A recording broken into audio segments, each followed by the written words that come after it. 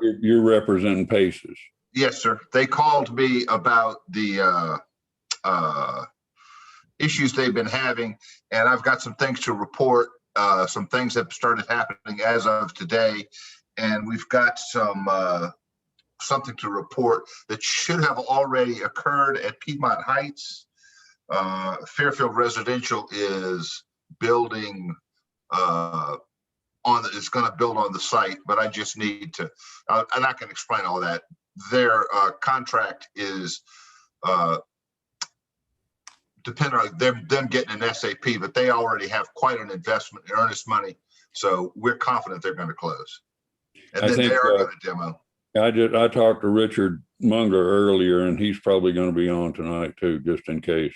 Sure. And, you know, I had talked to Jessica Hill about it, but, and I know Richard well from his North American days, of course.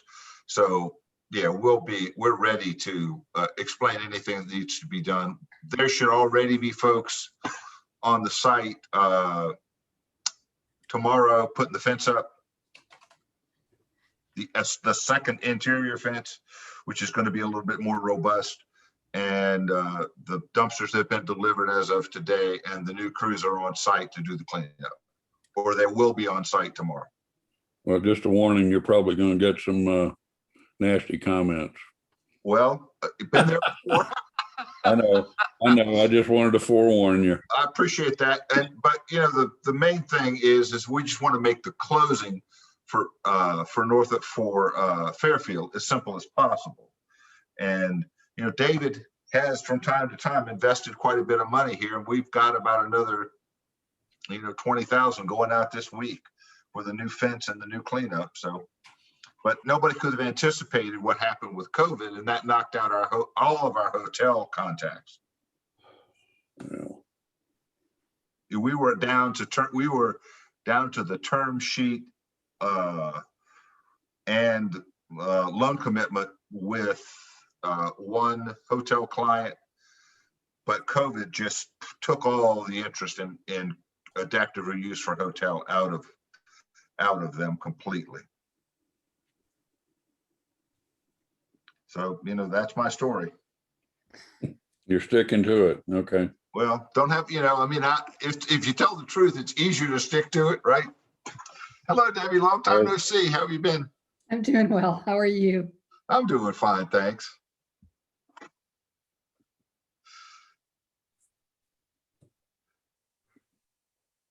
I think Daphne's going to be on as well. I've had long conversations with Daphne, and if necessary, I'll go Thursday to the NREM. So we, you know, I was called to make sure things started to happen. Thanks. Well, we're glad you're on the case. Well, yeah, I wish they'd called you earlier. Well, you know, Jim, there's just not a lot that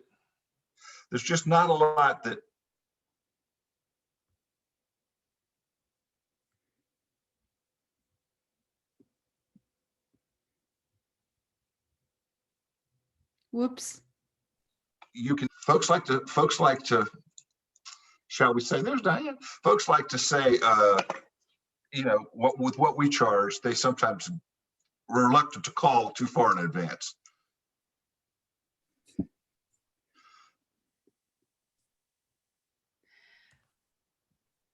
Well, the person who called in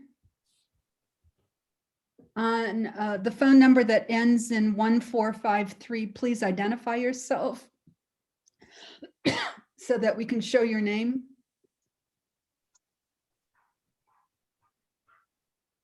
One 453.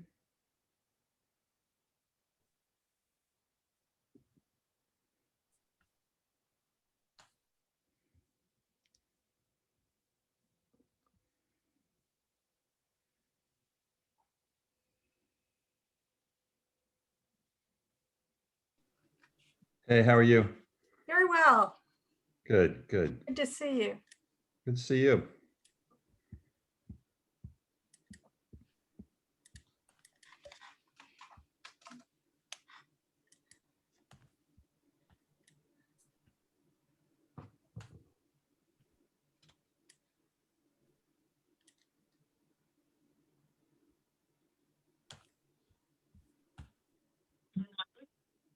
Hello. Hi, everybody. Can you hear me? Yes, I can. You're, Okay, perfect. I was trying to unmute myself, sorry. So this is Osman Sak. I'm the partner of the Goat Restaurant on Cheshire Bridge. okay. Like I had a problem on my tablet to connect it. That's why I'm dialing it from here. You're the 678 number? 618-789-1453 is my number. Yeah. Mr. Sec, could you My spell- name is would my you, name is Osman, Osman, and my last name is Sak. SAK, great. Got it. Thank you. Yes. Yep.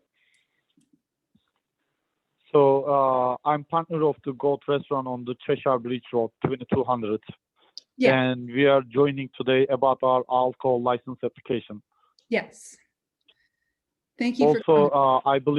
I believe my partner, who is the licensee, Muhammad Erkek, is also He is also on, yes.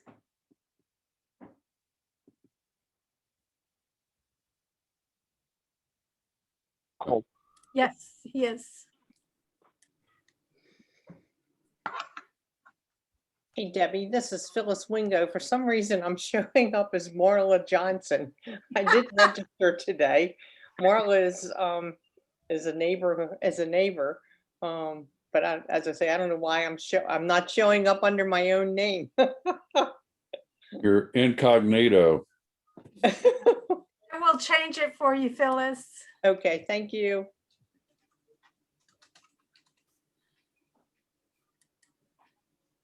There you go.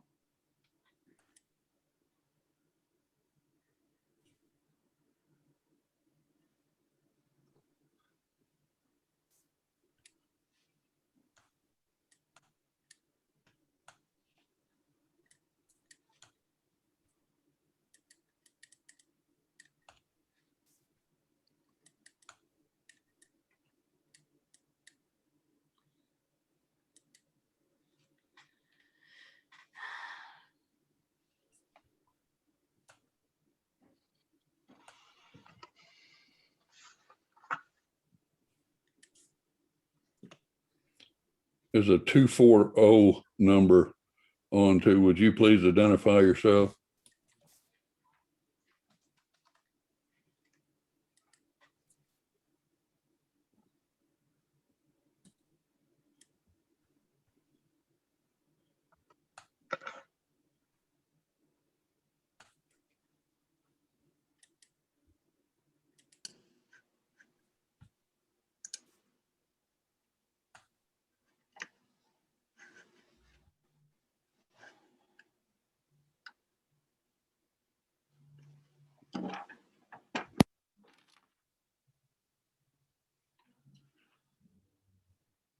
We have several phone numbers that are showing up. A number that ends in 5200, a number that ends in 4381, and one that ends in 6588. If you all would identify yourself so we can put your names up rather than your phone number.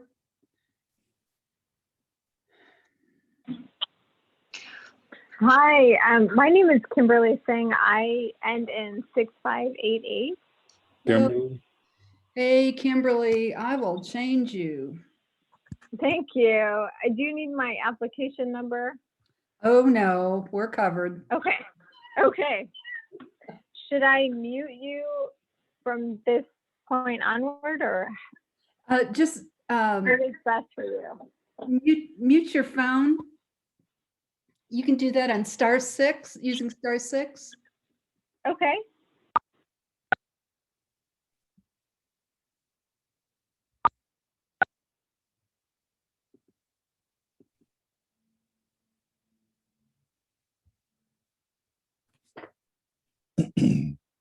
Okay. Who? We've got a ton of people here and with phone numbers, which is fine. I'd just like to know who you are.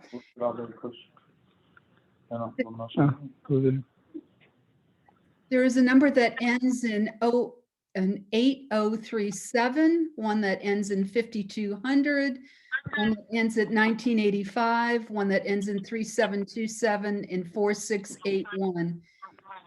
If you'd please identify yourself. This is Susan Pulaski, 5200. I've identified myself 3 times. I'm hoping you guys can hear me. Can now. Thanks, Susan. Okay. Technology's great when it works right. Good evening. This is Daphne Talley with the Atlanta Police Department Code Enforcement Section. Can you guys hear me? Yes. Okay. And are you on Thank the phone line, Daphne? I am. Which Which one? one? He's on 4681. Yes, ma'am. Yes. Okay.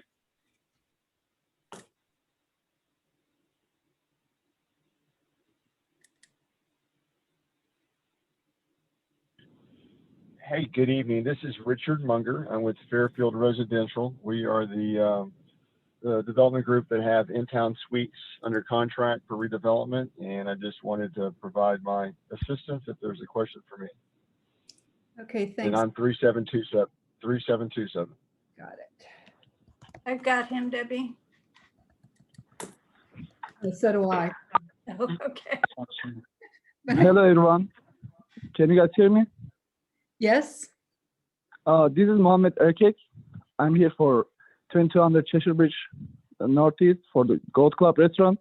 Yes. I think I couldn't connect through the laptop. That's why I just tried to connect through my phone. Oh, okay. And what is the last 4 digits of your number? It's 8037. Okay.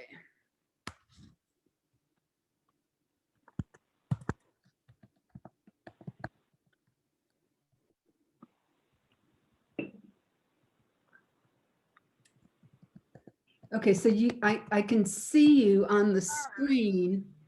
So you'll be on with 2 devices, correct? Yes. Okay, good. Don't forget to mute yourself now. Okay. Thank you.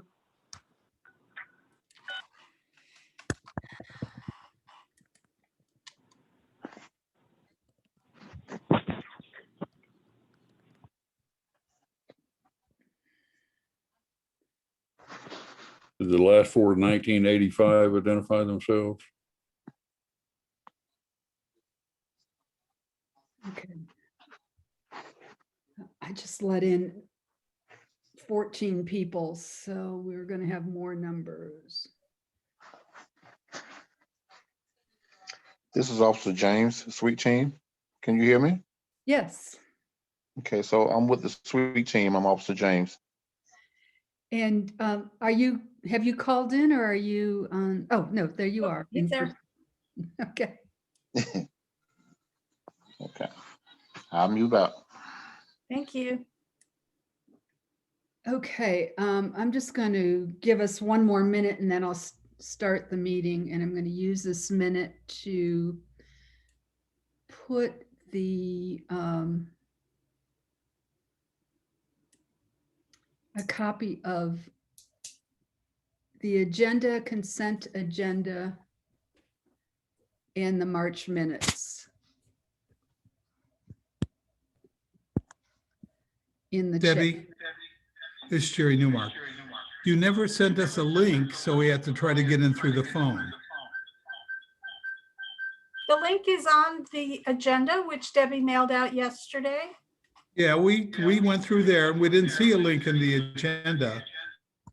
It's at the top of the page where it says to register for the meeting. That when you're registered, then it sends you the link. It's a goofy way to. Okay, there's a link at the top of the agenda. It's in the agenda. Where in the agenda? At the top of the agenda, there's a link to register for the meeting. Click on that, Right. We fill did out your that. information, and then at the bottom of that confirmation will be the link to join the meeting. All right, we'll try that.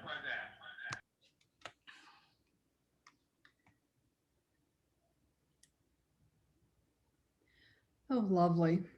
Madam Chair, I wonder if we could hear from Spencer Peck or others during this interval here, and who would no doubt like to get on with their lines. Jack, just give me a minute to put the agenda up and we're going to get started. And I have just loaded up the APAB agenda for those that are interested. Don't ask me why.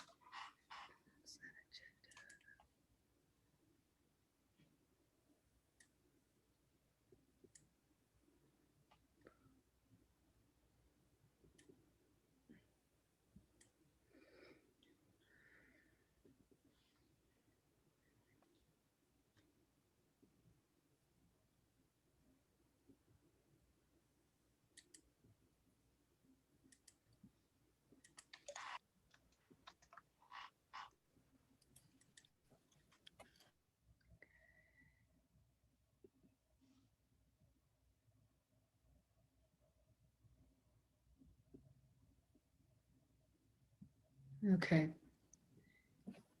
The NPUF consent agenda, today's meeting agenda, and the March minutes have now been loaded.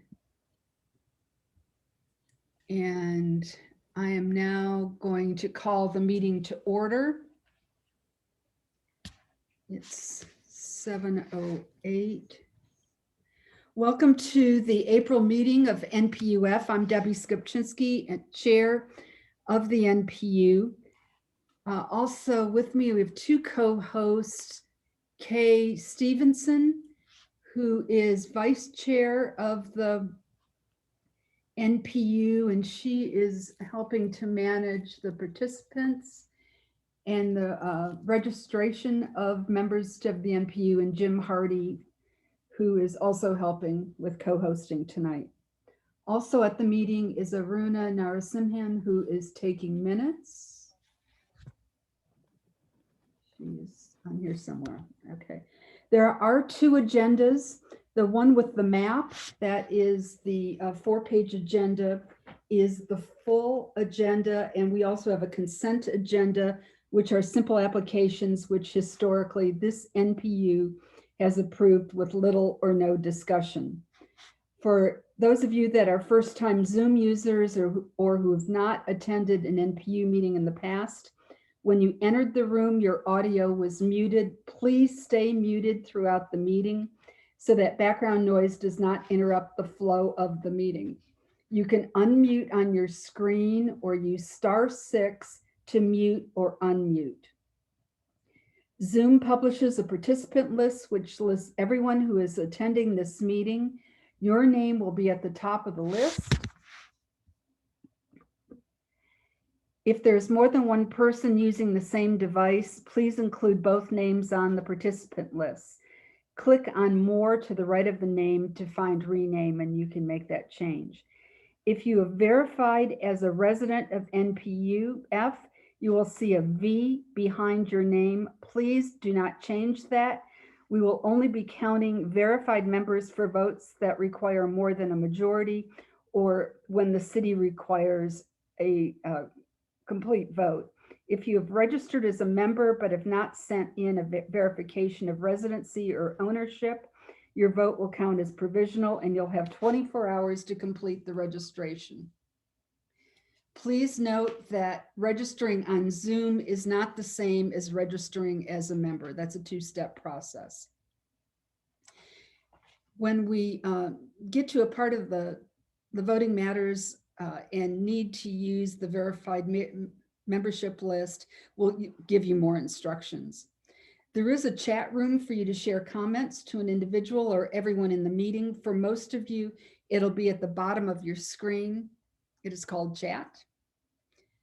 Copies of the agenda, the minutes for March, and the consent agenda have been uploaded. Someone will be monitoring the chat room for comments, and questions, but we will only be answering those questions that are relevant to the topic being discussed. We do follow a town hall meeting format. For most votes, we'll be using the honor system, but please resist the urge to vote if you don't live in the NPU. Residents of NPU F may vote on any issues unless they have a financial interest in the application or motion.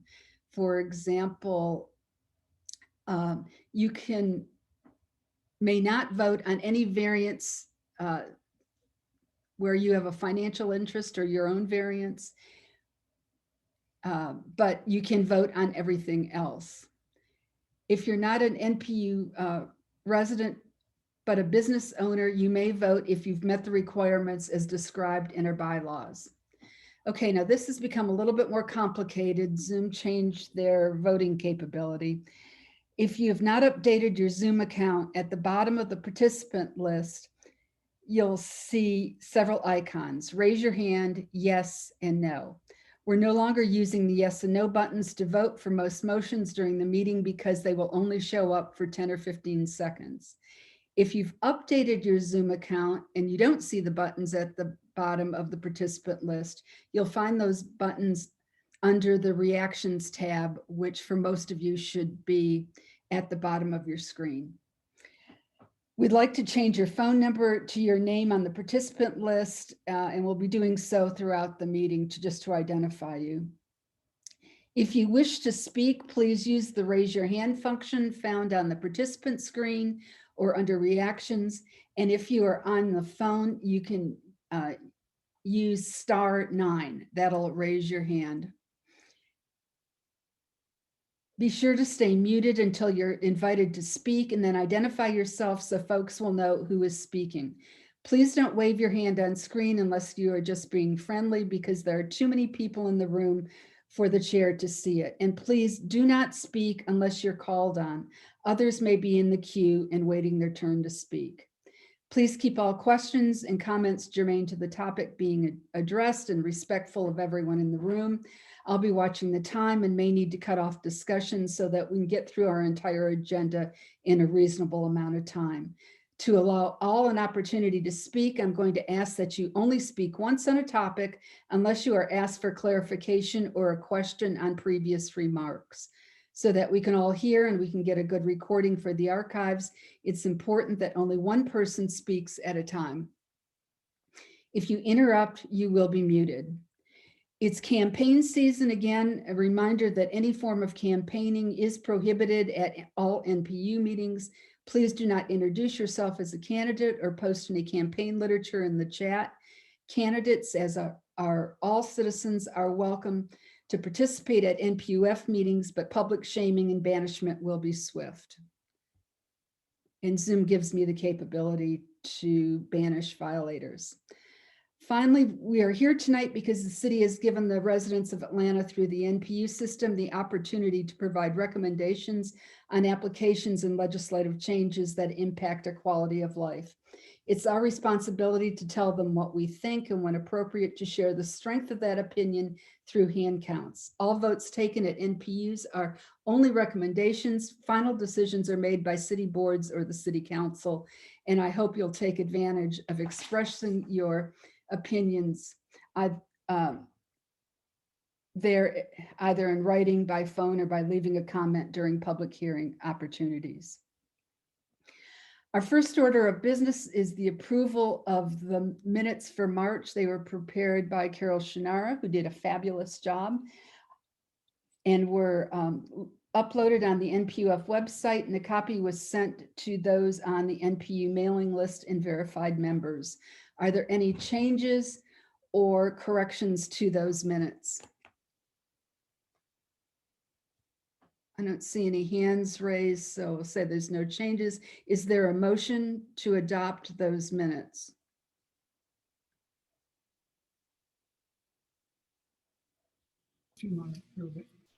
So moved. That was Rich Sussman. Okay. And is it Second. Second, Jim Hardy. Are there any objections to adopting the minutes? If so, raise your hand.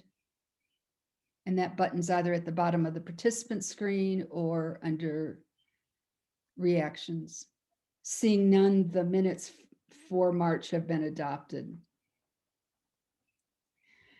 A couple announcements. The NPU F Executive Committee and Planning Committee will meet on Monday, April 26th at 7 via Zoom to review the NPU F CDP policy statements. A link to the current NPUF policies for 2016 can be found on the consent agenda. The meeting is open to everyone. The Zoom link is also on the consent agenda. Reports from city departmental representatives. I think, is it Chief Hatcher? You're from Atlanta Fire and Rescue? Is that correct? Do you want to start? Yeah, thank you. My name is Douglas Hatcher. I'm the Battalion Chief of Battalion 3. Our office is at 170 10th Street. Thanks for letting me speak this evening. First off, several of our members have been trained in vaccinations, given vaccinations, and they've been helping out with the demand at Mercedes-Benz Stadium. So if you go out there, you may see some of them. It's just something that we're doing to help out the citizens. You're also going to see a lot more of our apparatuses in the neighborhoods here in a little while. We do biannual hydrant inspections, and that's what they're out doing. It's just checking hydrants, making sure that they're working. Also, there's going to be, we've had an increase in call volumes as the city's starting to open up and things are getting back to a little bit back to normal. But we also just really implore that as you guys are out in the traffic and stuff like that, that you just pull to the right and allow our vehicles to get by safely and quickly to the calls that we need to go to. And as a final note, just to be mindful of the dangers of carbon monoxide. It's a silent, odorless gas created by burning of natural combustion, such as like a gas appliances in your house. But, by installing a simple smoke detector or a carbon monoxide detector, it'll make you aware of it and let us come out there and take care of it for you. But other than that, that's all I got. Does anybody have any questions for me? If there are any questions for Chief Hatcher, please raise your hand.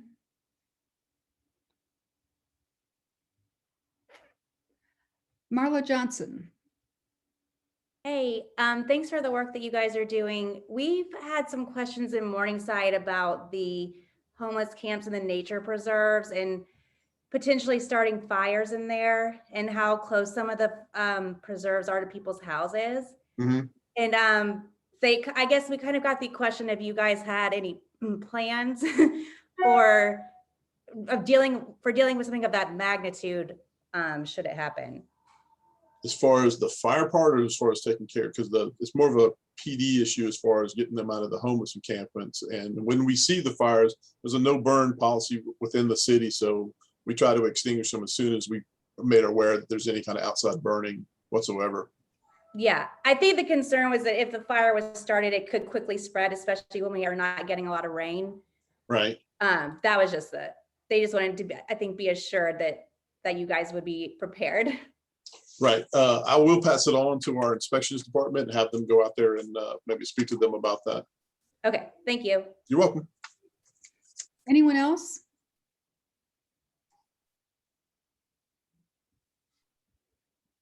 Okay, I don't see any other questions. Okay. I just sent a question about in-town suites. I'm not sure if it's appropriate for this section or at a later part of the call. Thank you. We'll be talking about in-town suites a little bit later in the meeting. Thank you. Okay. Major Senzer from Zone 2. Hey, good evening. This is Major Senzer from Zone 2. I'll give a few little crime updates and then open it up to questions. Just overall, property crimes obviously drive crime in Zone 2, including car break-ins and car thefts. We started off this year really high, averaging about 70 plus incidents of car break-ins per week. But we made some significant arrests. We have a detail that we're working with, investigative detail with Zone 5, which has been quite fruitful. We've made some key arrests there of crews that have been coming in and doing a lot of this work. And our guys have been out and about being extremely proactive with traffic stops, and all around general enforcement in our hot areas, to include some areas in NPUF. So this is our third consecutive week where we are sub 30 in reported incidents of car break-ins, which is really good. My target was to be under 40. Just to be under 30 is fantastic. So I'm real proud of my guys. Let's touch on some of the things that I hear a lot about. Club Allure, I got an update on that. I spoke with Lieutenant Cotter with License and Permits, and they're filing an appeal for their New Year's Eve attempted closure. Of course, they felt that they weren't allowed the 30-day appeal time, so they are filing an appeal. So they didn't close, and they kind of closed, but they were basically disregarded our orders to close at that point, and everybody's familiar with that. The Platinum issue, I've gotten some emails about that. They've been closed. There's an issue with the change of ownership. Original owner had passed away. So that's being held up in probate court right now. And so they're going to be allowed if they do open up. And to my understanding, they're not open right now. The state is allowing them to operate under the old state alcohol license. So the city is going to follow suit. But they need to get that issue with the ownership addressed in probate court. So we're kind of in limbo with that. And then we have the issues that we've been talking about in the Manchester district with some of the gunfire. And I was able to manage to snag one of the 3 operating trailer cams and stick it over there at Niles and Lambert. And I haven't gotten any more emails about gunfire. So either you're not telling me it's happening anymore, or it kind of stopped or at least subsided and we've gotten a little bit of a reprieve. So feel free to fill me in on that. But we're also looking at getting a permanent camera fixed in that area as well. We're being as proactive as we can over there. And then the street racing detail, which is a joint detail with our neighboring partners, Georgia State Patrol and some of the other agencies, is an ongoing detail every Friday and Saturday night. And so when you see the GSP cars out and about, just know that they're working with APD. So it's been a great partnership, and they've been a fantastic ally in helping us tackle that. So that's what I've got, and I'll take any questions that you have. Any questions for Major Senzer?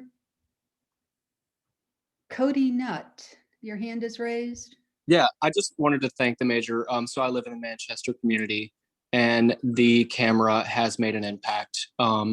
So I appreciate you finding that and getting it delivered for us. I hope that it keeps the problems down. We'll try and keep it over there as long as we can. If it's mitigating the issue right now, we'll see if we can sustain that until we have a permanent solution. Thanks. Mark Desmond. Yes, hello. Thank you for your help and assistance. I have a question on the street racing. It sounded like down at 16th Street, they put some sort of application on the streets that causes severe tire damage if they attempt to spin their wheels. Any thought to getting this applied to Cheshire Bridge and Piedmont, which are, literally the Indy 500 going on around here? I haven't heard of that. Where did you say they did this? They did it down at 16th Street, I guess. There were some issues down there with the businesses. What I expect, I used to fly in the Navy, so they put non-skid on an aircraft carrier. It's like sandpaper, and it can be applied. And that causes, if you were to spin your wheels, it causes severe tire damage.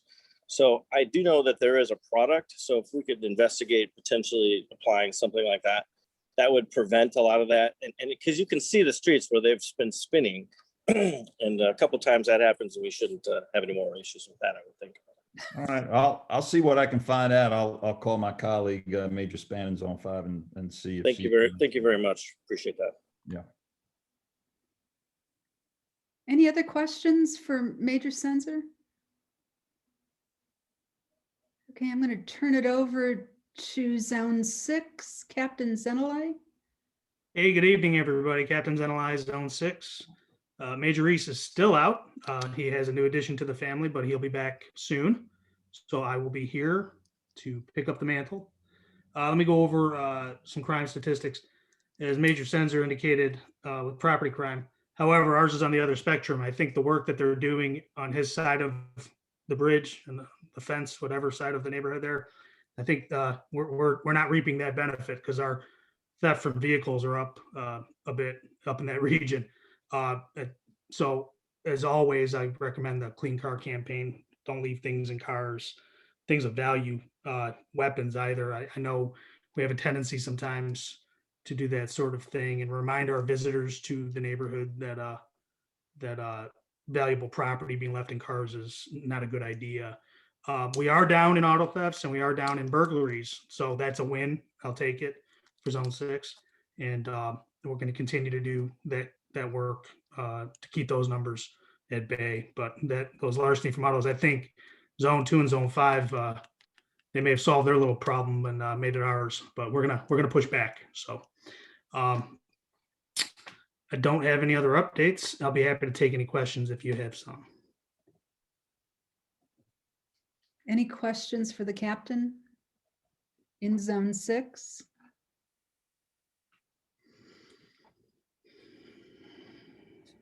Phyllis, I couldn't see how to do the hand wave in Zoom.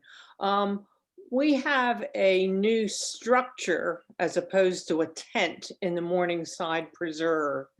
And we've been talking with Major Singh and some other, and previously with Major Rees.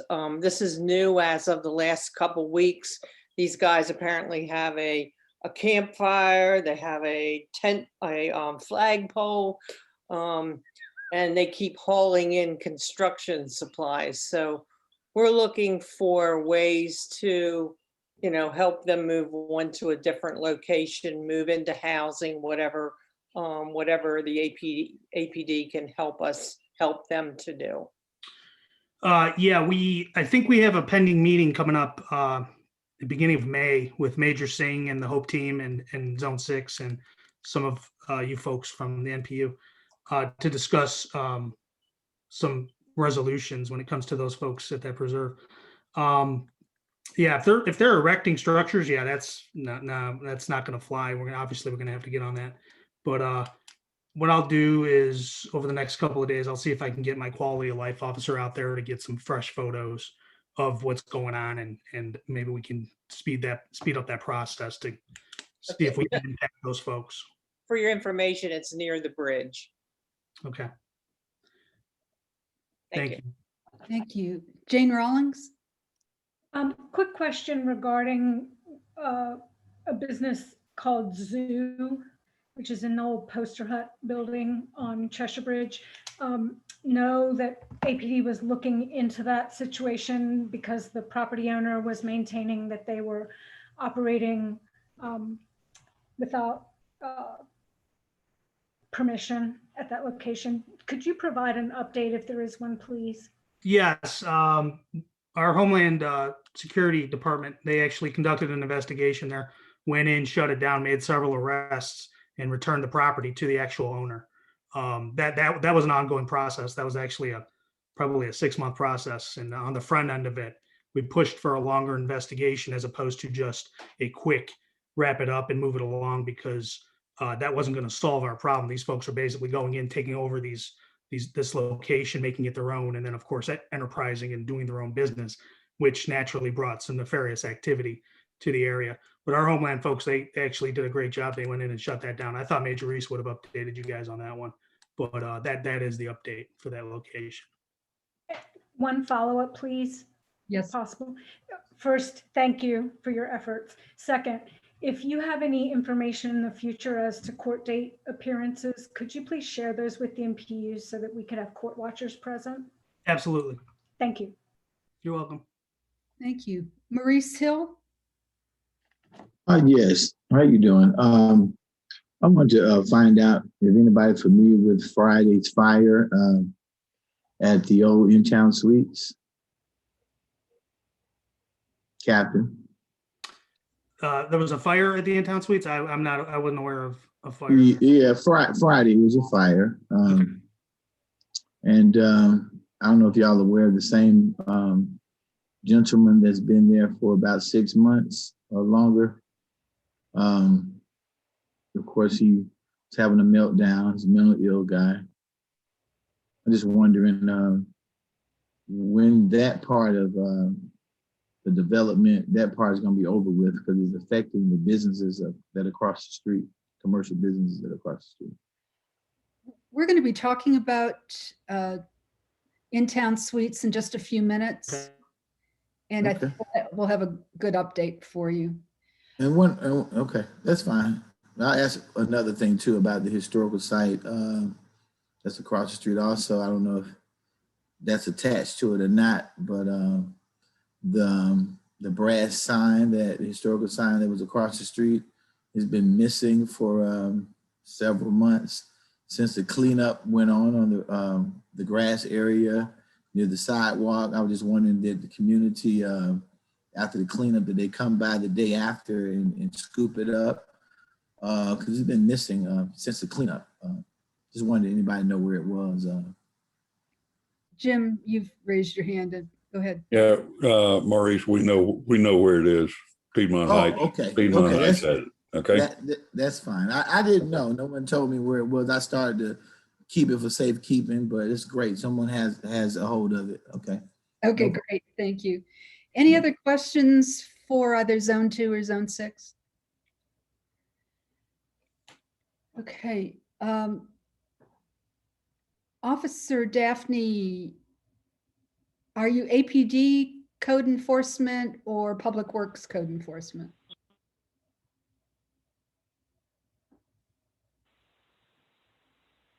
Good afternoon. Hi, I'm Daphne Talley. I am with APD Code Enforcement. I am on the call as well as, I believe, the owners and the attorney for 1944 Piedmont. So if we can present, I guess, when you call code enforcement, APD Code Enforcement. That was going to be next on the list. So, fantastic. So we have with us tonight Attorney Lem Ward, who is representing Pace's Properties, to talk to us about what's happening at In-Town Suites. Lem, do you want to? Yes, I'm pleased to go ahead. Thank you. My name is Lemuel Ward. I'm with Denton's US LLP.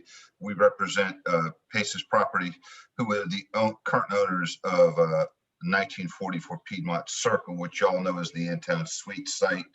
The development has been started since 2017 and into 2018, when I was before Piedmont Heights, to get the buildings converted, the rear buildings converted to office buildings and adaptive reuse of the hotel site.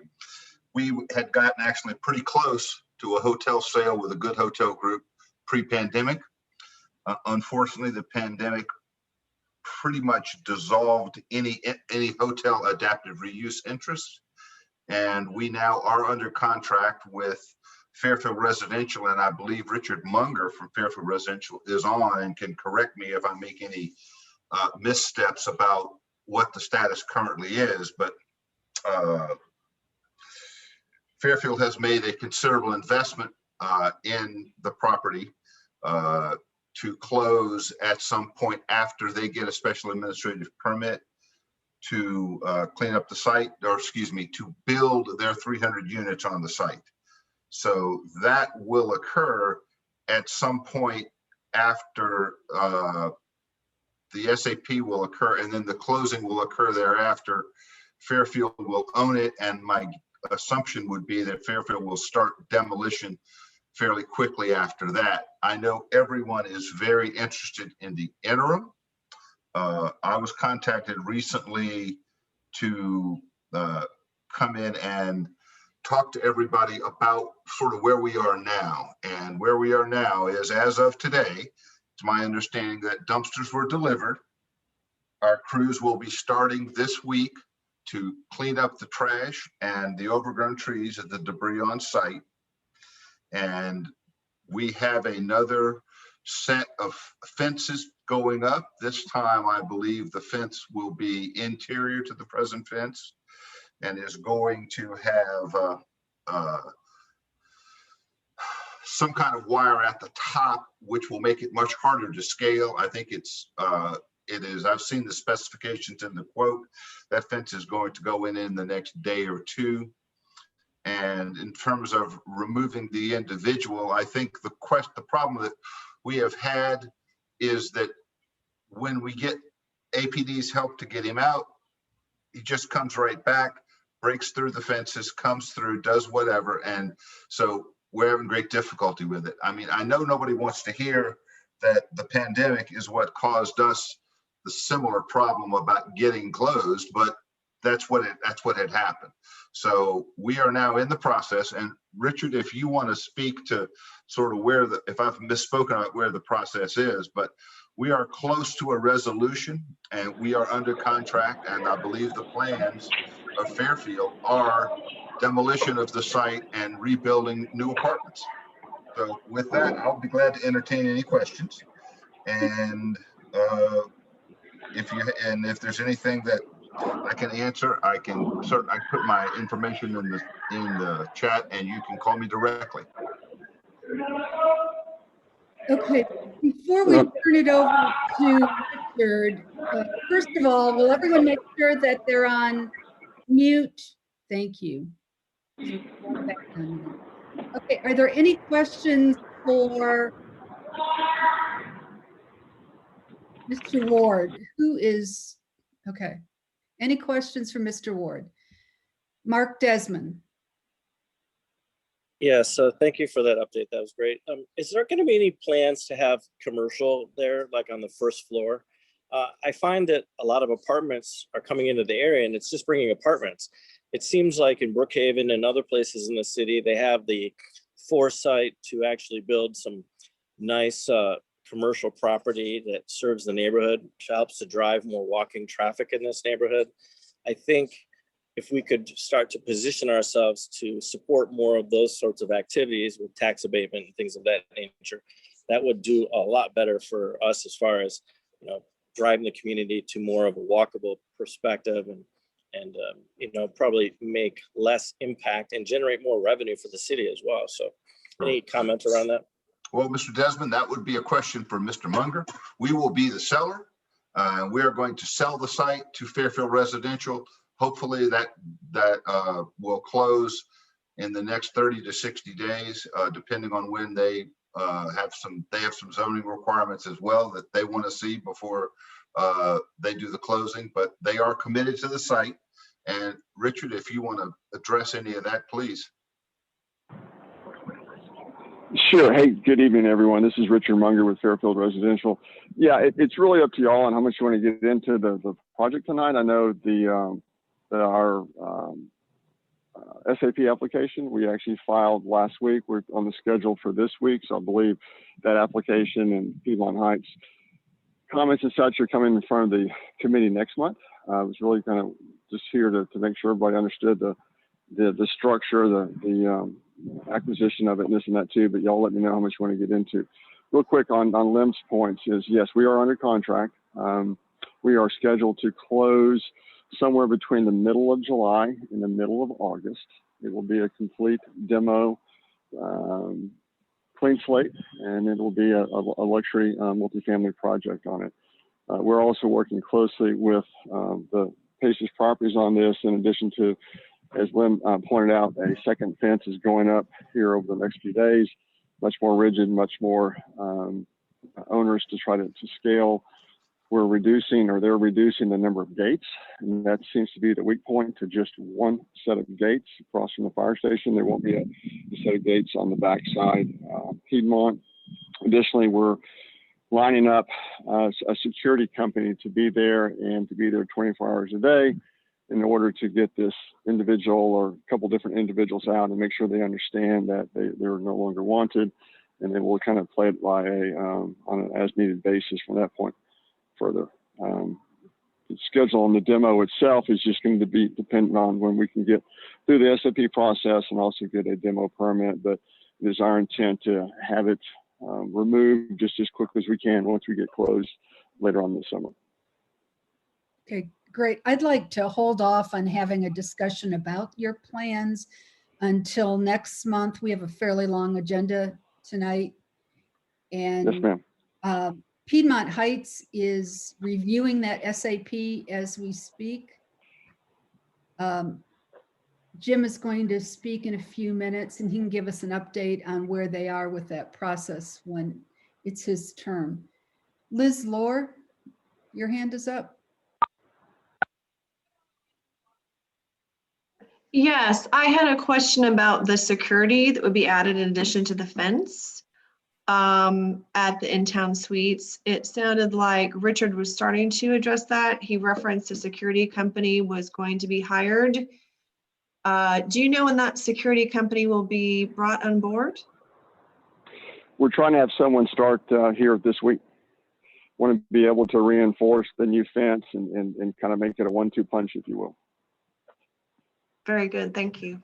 Thank you. Yes, ma'am. Maurice Hill. I think my question was answered. I mean, congratulations from one party to the next.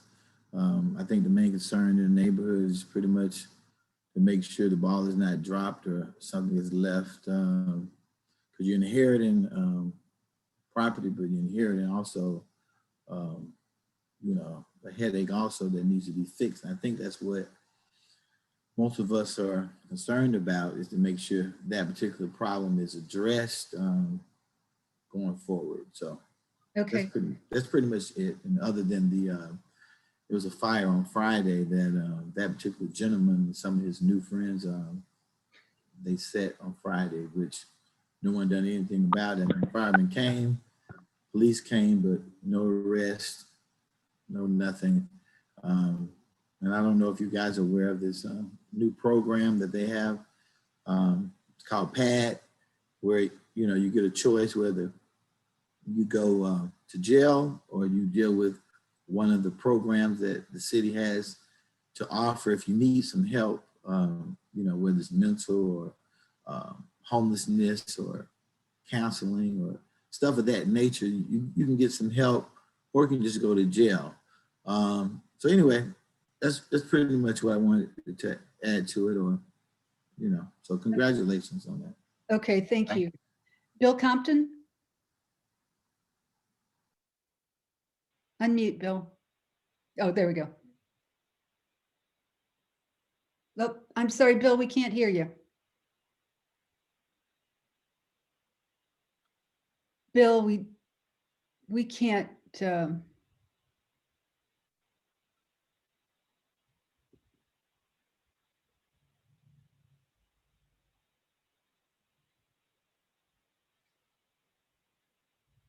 Bill, I'm sorry, we can't hear you.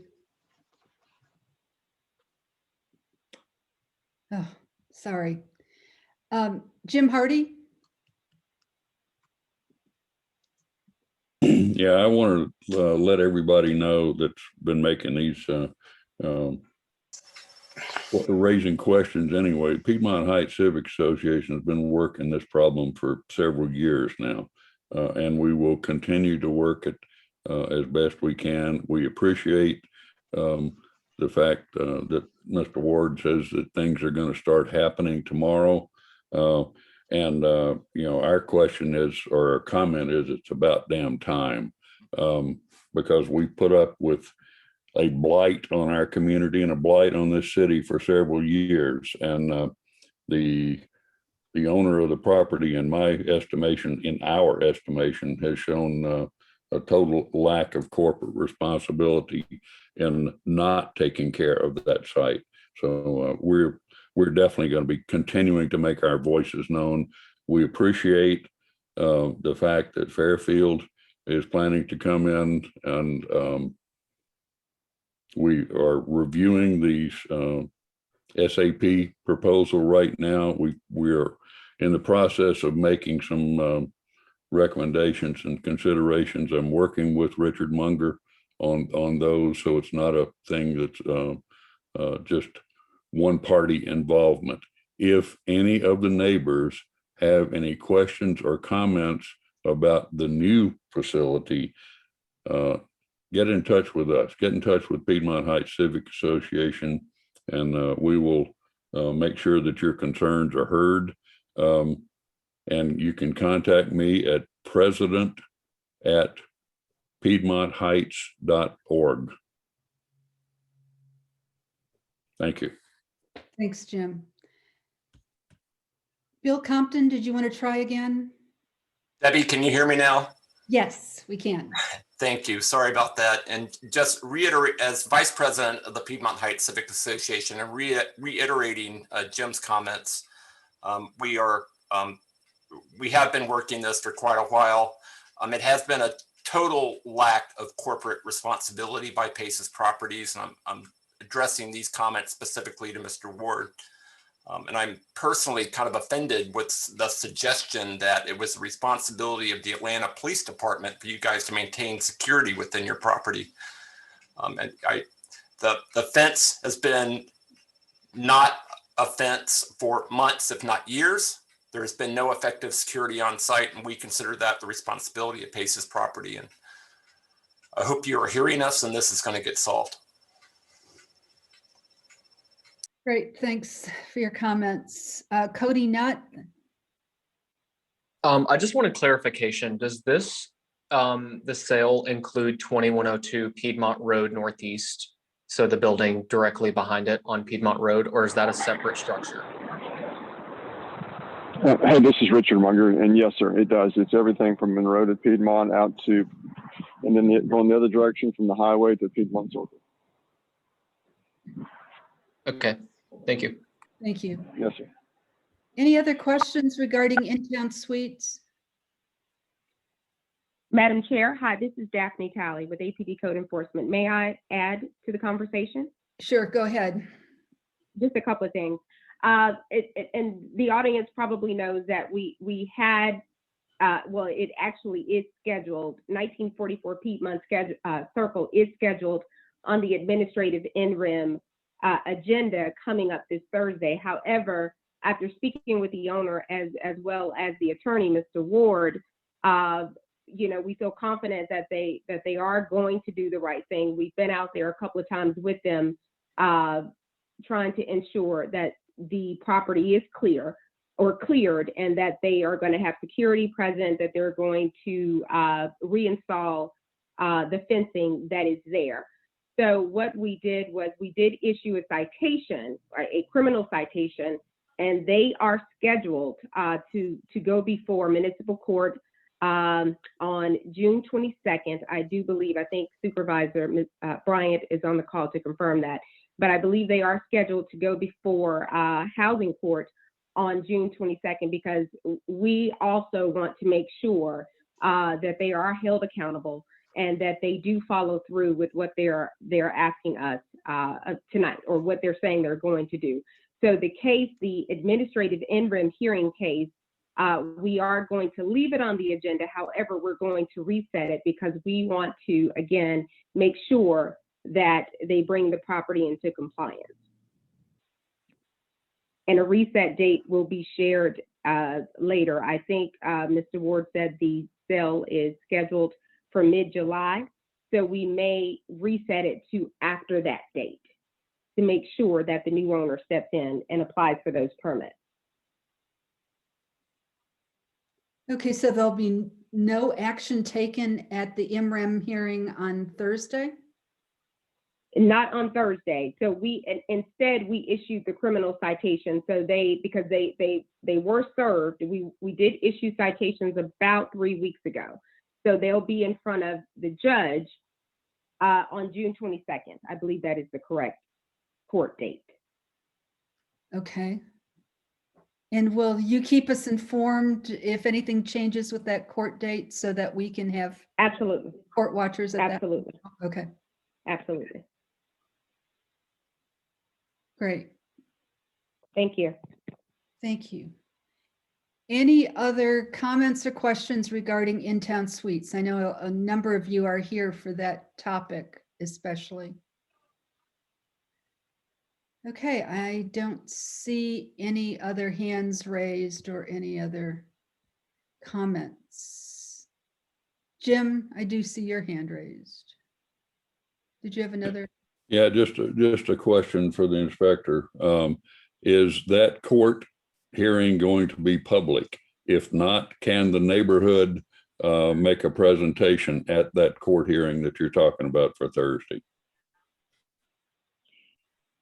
So the administrative interim hearing, that is scheduled for Thursday. However, we are going to request to have the case reset. It is open to the public, but we're going to reset 1944 Piedmont Circle. Now, the court date, which is scheduled for June 22nd, and I'm not sure if anyone is on the call from the solicitor's office or from municipal court. I'm not certain if court is open to the public, meaning that you can come in and listen to cases. I'll have to get back to you on that. Yeah, please do, because we're very interested. It's impacted us for several years. And as I mentioned in my earlier comments, you know, the current owner has shown no corporate responsibility. And that needs to be pointed out to the judge. And in fact, we would request that hearing, that MREN hearing, not be reset, and we have an opportunity to speak at that hearing and address the obvious lack of corporate responsibility.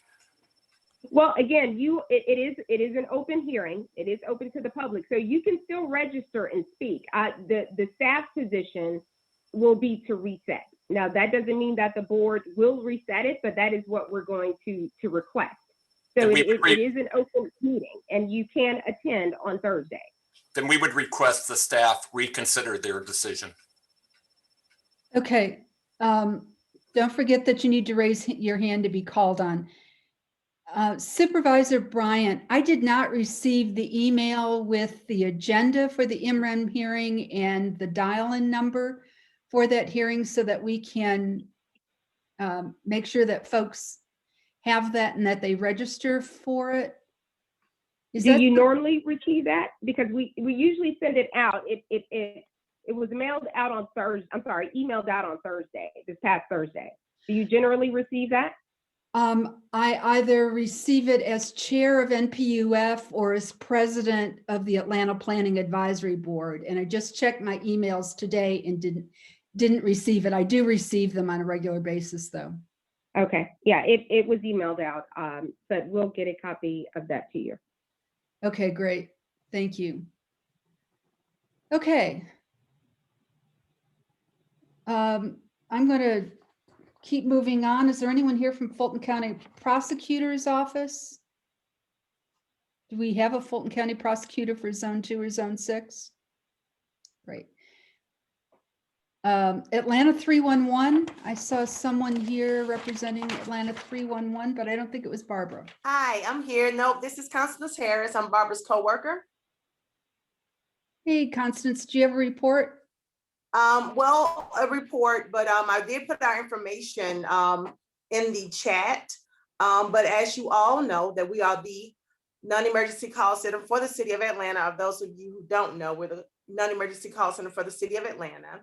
To report things, you dial 311 if you're in the city. If you're outside the city limits, like if you're at work or something, you can dial 404-546-0311. 24/7, you can reach us at www.atl311.com or email us at atl311@atlantagA.gov. You can download our mobile app in your Google Play Store or on your Apple Play Store, if that makes sense. And then you can reach us and do a service request on Twitter, Facebook, Instagram, Reddit, Nextdoor, Snapchat, or YouTube. You can also get COVID-related emergency notification texts by texting ATL Strong to 888-777. I also would like to report that there are some changes with our ATL app.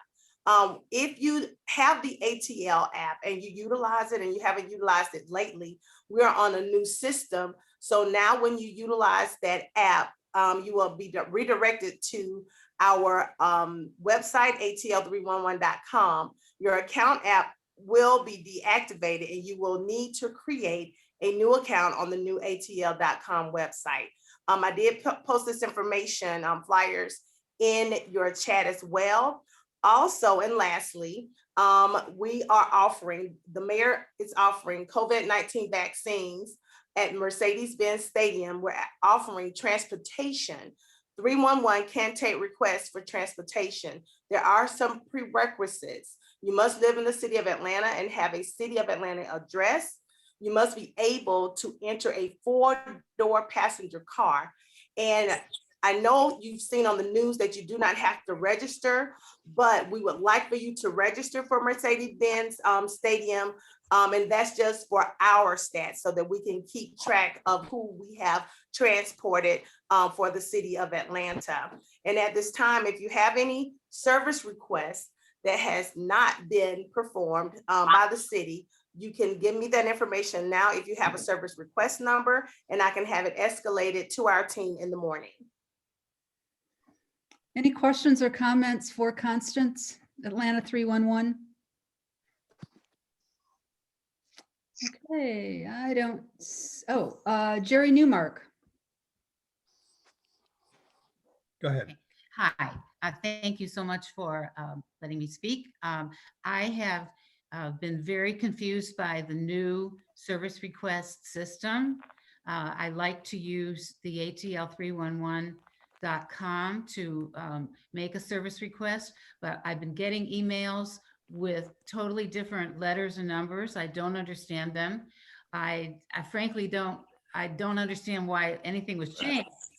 That would be helpful to know, but I also am going to need help to speak to somebody to figure out what's going on.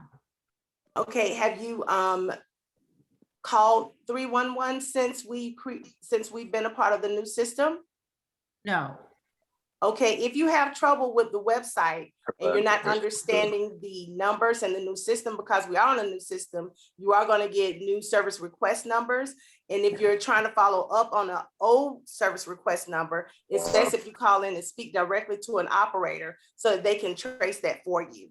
Or if you have an old number that you're searching for now, you can give me that number and I can have it escalated in the morning. You can place it in your chat with your email address, and we will reach out to you in the morning to get that resolved.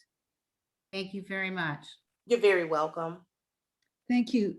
Just a reminder to everyone in the meeting, please stay on mute so that we don't have any interruptions. Okay, any other questions for Atlanta 311? Okay, Constance, thanks. I think we're good. Thank you so much. Y'all have a great evening. Great. Watershed Management, Spencer Peck. Hey, Thank you, Madam Chair. Good evening, everyone. I have a few talking points for you tonight, as usual. So the mayor has issued a renewed administrative order directing the department to refrain from any actions or terminations of water services of residential customers through the end of April. So that order will expire on April 30th, 2021. It will likely be renewed if the mayor sees fit and the conditions continue. That executive administrative order also covers commercial accounts. Those accounts are delinquent or failed to enter into an agreement for installment payments. So if you own a business and you're in that situation, you can find more information on our website. Don't forget about our toilet rebate program, our Care and Conserve program, and our senior citizen discount program. It's also a great time to consider a water irrigation meter that separates the water you use inside your household from you to irrigate. Helps you save money, helps you conserve water. It's a really good idea. We're getting into the dry season, as we mentioned earlier. We're going to be raining less year, so consider doing that. Also consider enrolling in your paperless billing. You can do that at payatlwateronline.com. There's also This information is also on our website, www.atlantawatershed.org. There's a few project updates that I'll talk about here. The West Area Water Quality Control Facility at RM Clayton, which water from PUF, the stormwater and sanitary sewer ends up there. So they're constructing 2 sludge tanks. That construction continues, expected to be completed in December 2022. Also be aware of contractors out on the streets performing closed circuit television work, inspecting and assessing the condition of the stormwater system, and in some cases maybe cleaning that infrastructure. So they'll be throughout the city and possibly in your neighborhood. So please be aware of them. Give them room on the roads, and remember to physically distance from those workers so we can keep them safe. There are only 3 clean water projects updates, but those are NPU, D, and I. So if you're interested in this, I'll include this information in the email that I send to the chair for this, which you can send out as needed or include in the minutes. And that's all I have for talking points. I would like to note I've got a bittersweet announcement. I have accepted a new position with the city's Department of Law, so I will be transitioning out of the NPU Ambassador Program. So you'll have a new ambassador next month. So I appreciate working with y'all, and have really enjoyed my time as an NPU ambassador, and I wish I could continue, but it doesn't work being an attorney. So thank you, and I will have questions. Spence, we're very sorry to see you go, but congratulations on your new title. But are you still a resident of Virginia Highland? I will not be moving. No, I'm still staying in Virginia Highland. Then we will look for you at our NPU meetings in the future, and you can ask questions of Watershed. Good, I can vote. And you can vote, that's right. Great, thank you. Any questions for Spencer?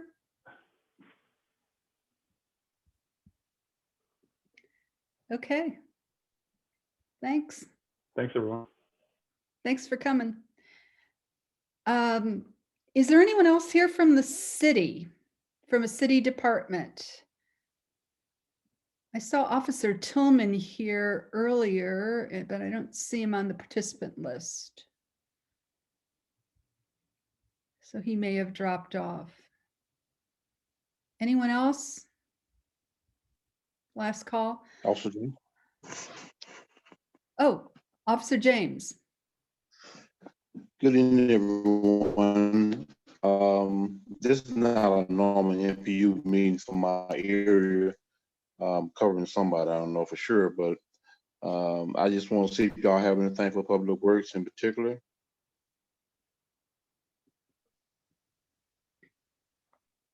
Thank y'all. You have a good night. Okay, great. Thank you.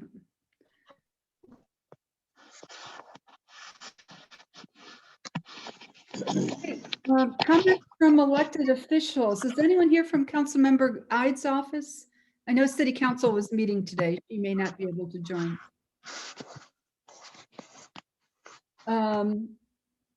State Representative Stacey Evans has joined us. Hi, Stacey. You want to give us an update? Hi, yes, thank you so much. Good evening, everyone. Thanks for the chance to say hello. I'm Stacey Evans, your state representative for District 57. As I'm sure you all know, the legislative session has ended. It ended a couple of weeks back. If you would like a full rundown of what happened and a few things that folks thought were going to happen that ended up not happening, I've got all that on my website, which we'll make sure gets in the chat, but you can just go to my website, staceyevans.com, and click news. But I did want to touch real briefly on just a couple things that I think would probably be of interest to this group. First, the biggest change to come out of the session were the changes to our voting laws. which were numerous. It was a 98-page bill, which is summarized in full on my website. That bill was signed as soon as it was passed by both chambers, which is very unusual. So that is now law. For the most part, there are a couple things that aren't going into effect for some special elections we're having, but for all intents and purposes for the upcoming city races and beyond, those are the new rules. Look for a cheat sheet of sorts from me very soon to talk about, as a voter or someone who helps people register or might help with get out the vote efforts, a little cheat sheet for you to know the things that you need to know to make sure that those that you are trying to help vote and you yourself have the tools that you need to vote under the new rules. Because at this point, that's the most responsible thing for us to do as voters and those that want to help voters, is to just make sure we're playing by the new rules. The law is being challenged in court, but I don't think that will be resolved anytime soon. There are about 7 lawsuits pending from various directions. And so we'll all be watching those very closely. But do look out for, like I said, that cheat sheet. And then if you want to see the whole rundown, you can go and get that on my website. We passed in a very high note for the session, a very bipartisan moment. We repealed the antiquated racist citizens arrest law that has been on our books here in Georgia. Every state in the country has some form of citizens arrest laws, which I wasn't aware of until this session. Georgia becomes the first to repeal its citizens arrest law, and I expect we will be the beginning of a trend of states repealing their laws. I know of at least 2 states that are currently contemplating repeals. So this is a good thing for us to be a leader on here in the state. Street racing, I know, is a issue of concern for all those on this call and for all of our in-town neighborhoods. We passed House Bill 534, which seeks to clamp down on street racing and provide a few more tools for our law enforcement officers to further deter the activity. The biggest being that it's very clear that vehicles that are used to participate in the illegal street racing or drag racing can be confiscated. There is a way for the perpetrator or someone in that person's family to make the case that the car is being used for purposes of getting to work or to school, but those cars can be taken. It also ratchets up the penalty. So the first offense is now a minimum 10 days in jail and $300 fine. And it goes up from there, including revocation of your license on a third offense within 5 years. And then also for the first time, the new law will allow punishment of those who organize these races. Importantly, not those that watch. If you're just watching, you're not going to be subject to criminal prosecution. But if you are an organizer, you could be. And that's something that was not available in the law that we hope will help clamp down on these events before they even start. So that bill is waiting on the governor's signature, but he was supportive from the beginning. So I have no doubt he'll sign it. And I expect that new law to go into effect on July 1st. And then the last thing I wanted to highlight for you is that transit was a big winner in this legislative session, particularly MARTA. $6 million was budgeted specifically to MARTA from the state budget. So that is a good thing. It's nice that the state is putting transit as a priority. And so we'll look forward to our neighborhoods, our region, our city, and our state benefiting from more transit. So that's just a quick thumbnail of a few things. Like I said, there's more, but I know time is tight. Madam President, if there's time, I'm happy to take questions, but I know y'all have a lot to do. I just appreciate the chance to say hello.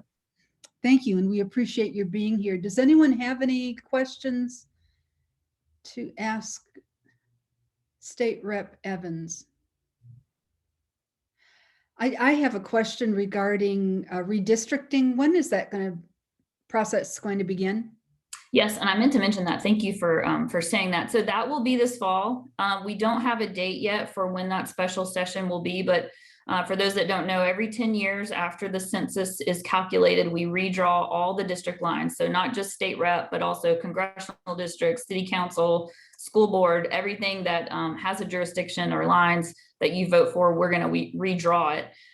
The census data results were delayed because of COVID and some other things that I won't get partisan and talk about, but we are expecting the results to come out, I think, toward the end of September. I think that's the new deadline. And so I would expect that our special redistricting session will be in October or early November. Definitely you will hear more from me as we get closer to that. There will be chances for citizen input. And I'll make sure that as much information as I can make available, that's made available to me, will be made available to you. It's just a question of how much I will get as well, but I will do my best to keep you informed. And what is the scope of redistricting at the state level? It's everything. So it's federal all the way down to local. So we as a legislative body will draw maps for state house and state senate and congressional districts. Georgia, for the last few cycles, has picked up congressional districts. And so we've had to redraw the map to add the new district. We're not expected to pick up a new congressional district this year, but we will still be, I'm sure, redrawing some of the lines because population has increased in certain areas of our state and decreased in others. Now, we also do the local maps, but largely those are, and by local maps, I mean city council. I hope y'all can't hear my dog. City council, Fulton County Commission seats, school board seats. Those bodies will largely draw their map. They can come individually or as a body to our redistricting office, and they will put forward what they want, and then we will pass those as local legislation. And a lot of y'all in here are probably familiar with that, but the way local legislation is supposed to work is that, say, for example, the city of Atlanta wants something. All of us that are in the city of Atlanta delegation, we have certain rules about how many of those delegation members have to say yes to a certain measure, which would include maps. And as long as that number of folks agrees, then it goes on what we call our local calendar. And because we are supposed to defer to home rule at the legislature, largely those things are then voted on by the whole body. But if the local delegation said, this is what I want, then the whole body will vote how the local delegation voted. Every now and then, you won't be surprised to know that it gets a little partisan. If you've got this used to happen all the time in DeKalb, and it's starting to happen a little bit to us in Fulton now, but DeKalb was controlled by Democrats and is now. But there were a few Republican members of the DeKalb delegation that were there. And so they would pull bills that they didn't like, they would pull them off the local calendar. And because they had the majority for a full floor vote, would really kind of take away the idea of home rule and impose their individual will just because they had majority party numbers. But generally speaking, I don't expect that doesn't typically happen with the local map. So I don't expect that to happen, but I always flag it because we are in a hyper partisan mood these days. And so I think we should be prepared for everything. Okay, interesting. Great. Thank you. Any other questions? Thank you for coming tonight and giving us the update. And Olivia, it's good to see you here. Thank you for coming. Thank you so much. Thanks for all y'all do for the city. Appreciate you. Thank you. Are there any other elected representatives or anyone representing their staffs here tonight? Hi, this is Dana Dodds. I'm with Councilmember Michael Julian Bond's office. Hey, Dana, do you have a report from the council member's office? No, I actually, I thought he was going to be here, but they're still in council. So if anyone has any questions, I will put our information in the chat and I will take that to council member tonight. Okay, great. Thank you. Thank you. Thank you. Anybody else? Okay, we're going to go on to the next item, which is our consent agenda. That is the modified agenda for the NPU that has been in the chat. We have a number of special events that are listed and one BZA adjustment. The first thing I need to do is to make sure that the applicants are present. So let me go down the list. Is there anyone here from Southern Cocktails in the Park?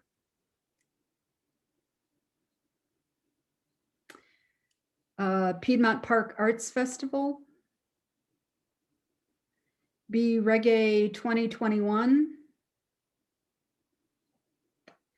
Atlanta Dogwood Festival? or the Peachtree Junior and AJC Peachtree Road Race. Okay, all of those events have been before us previously, as you'll note on the consent agenda. The recommendation is to continue to support those. And then also we have one BZA application, which is a deferral of B2138 98 McClin Avenue. That property is in Morningside. They were also deferred in March. Is there anyone present that has would like us to take an application off of the consent agenda and place it in the regular place on for discussion? Okay, don't see any hands raised. Is there an applicant here who wants to have their application discussed at the meeting? Don't see anybody. Is there anyone here who is in opposition to any of these recommendations? Okay. The purpose of the consent agenda is to speed up our meeting, and its use really does help when we have a long agenda. We've got a lot of special events applications, as you can see. In order for the consent agenda to be approved, the vote must be unanimous. If you plan to vote no on a motion because you're opposed to one or several of the applications, please ask to have them removed so that we can get a consensus. The first motion we're going to do, oh, is there a motion to approve the consent agenda? So moved, Jane Rawlings. Thanks. Second, Kay Stevenson. Thank you.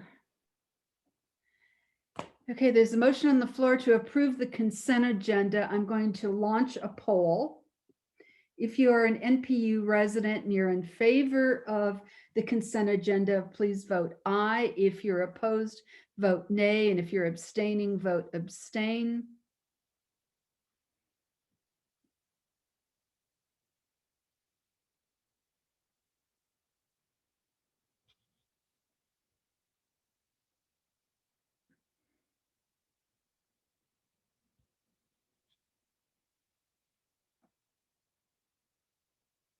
Okay, I'm going to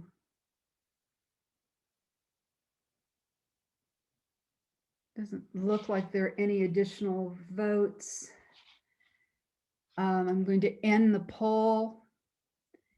There are 22 votes in favor, none opposed, and 4 abstentions. The consent agenda is approved. Thank you.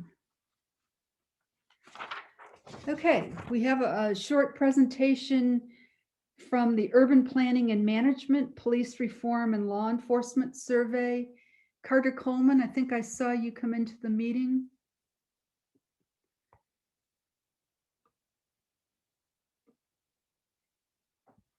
Did you want to? Yes, ma'am. I'm sorry. Thank you. Thank you. I'm on another NPU also, so I'm trying to listen to both at the same time. So just to give a quick synopsis, after last year's social unrest and protests in the summer in Atlanta, the city of Atlanta underwent 2 advisory council meetings, a 14-day and 45 use of force advisory council. And out of those meetings came a list of recommendations. One of the recommendations was to have outside consulting firm come in and look at APD's, Atlanta Police Department's policies and procedures. So 2 consulting firms were brought in, PERF, which is the Police Executive Research Forum, and ourselves, Urban Planning and Management. PERF is doing the internal audit and review of APD's policies and procedures. And we are leading the community engagement effort for a citywide discussion on police reform and public safety. I say police reform and public safety because you cannot talk about one without the other. They are interlocked. So what we have right now, what we're asking for you all to participate in, is a citywide survey. I will put the link in the chat. There are also 2 flyers that I shared with your chair previously. And I think you said you may have shared them already now, did you? I'm actually putting them on the chat now. Oh, okay, thank thank you. And so please take the, and I'll have my contact information in also. Please take the surveys, please send them to anyone, your neighbors, your friends, your family, anyone who lives or works in the city of Atlanta. We want to make sure that we get a good representation from the entire city. We've had it out about 4 weeks now, maybe going on a month. This should be the last week that we have it. We've gotten a little bit over 3,500 responses, which is decent. But for a city the size of Atlanta, we want to make sure that we get everyone. What the results will do is allow us to kind of tailor the conversation once we start having our in-person focus group. Okay, Carter, I think we've lost you. Or virtual.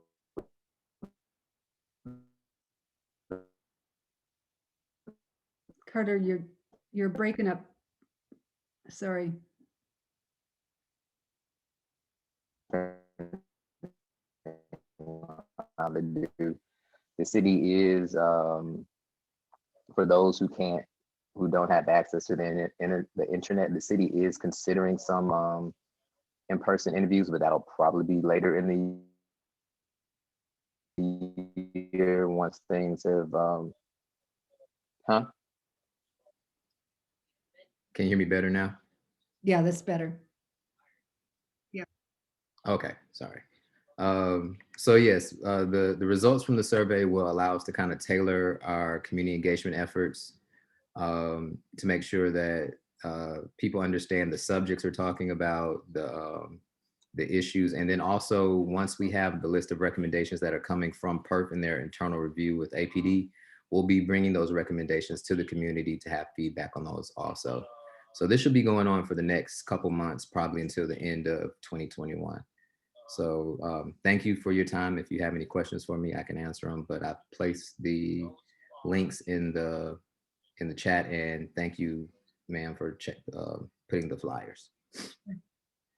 Okay, any questions for Carter on the survey or their program? Okay, I don't see any hands raised. Great. Okay, thank you. Doug Young, do you have a planner's report?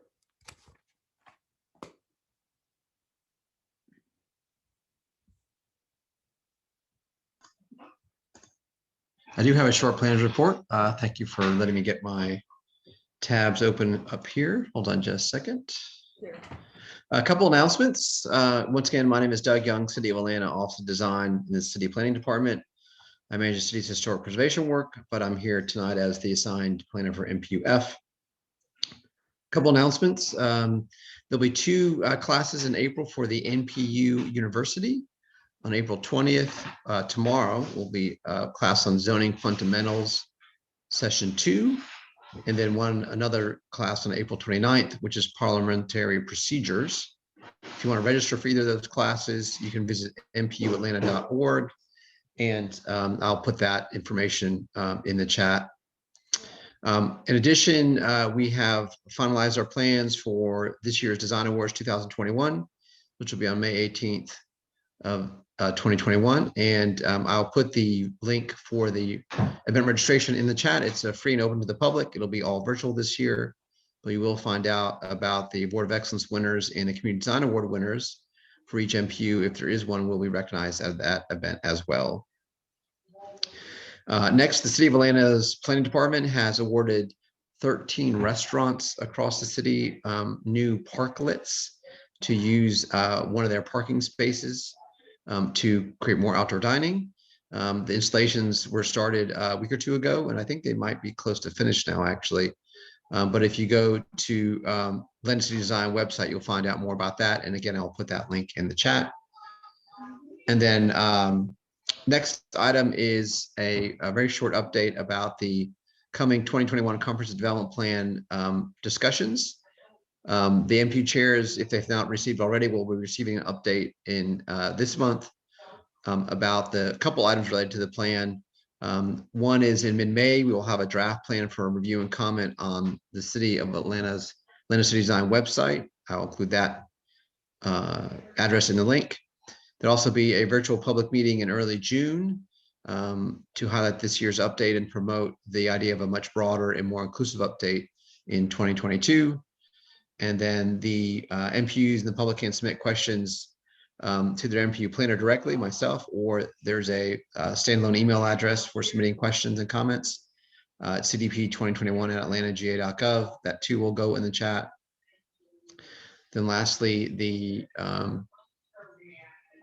goal is to submit the this CDP update at the June 28th CDHS quarterly public hearing, and then ultimately it has to be submitted to the Department of Community Affairs for the state of Georgia and the Atlanta Regional Commission for their review.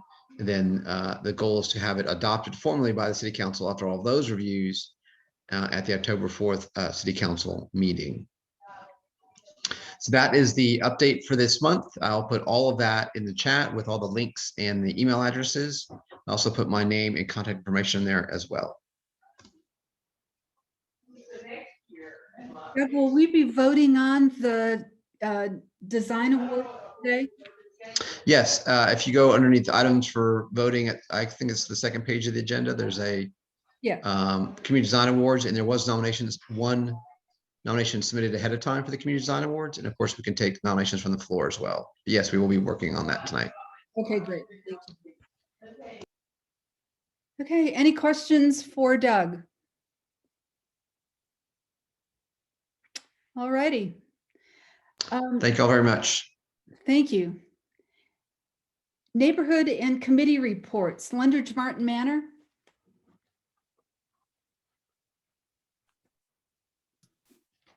Rich, you'll have to unmute yourself, please. Okay. Can you hear me? Okay.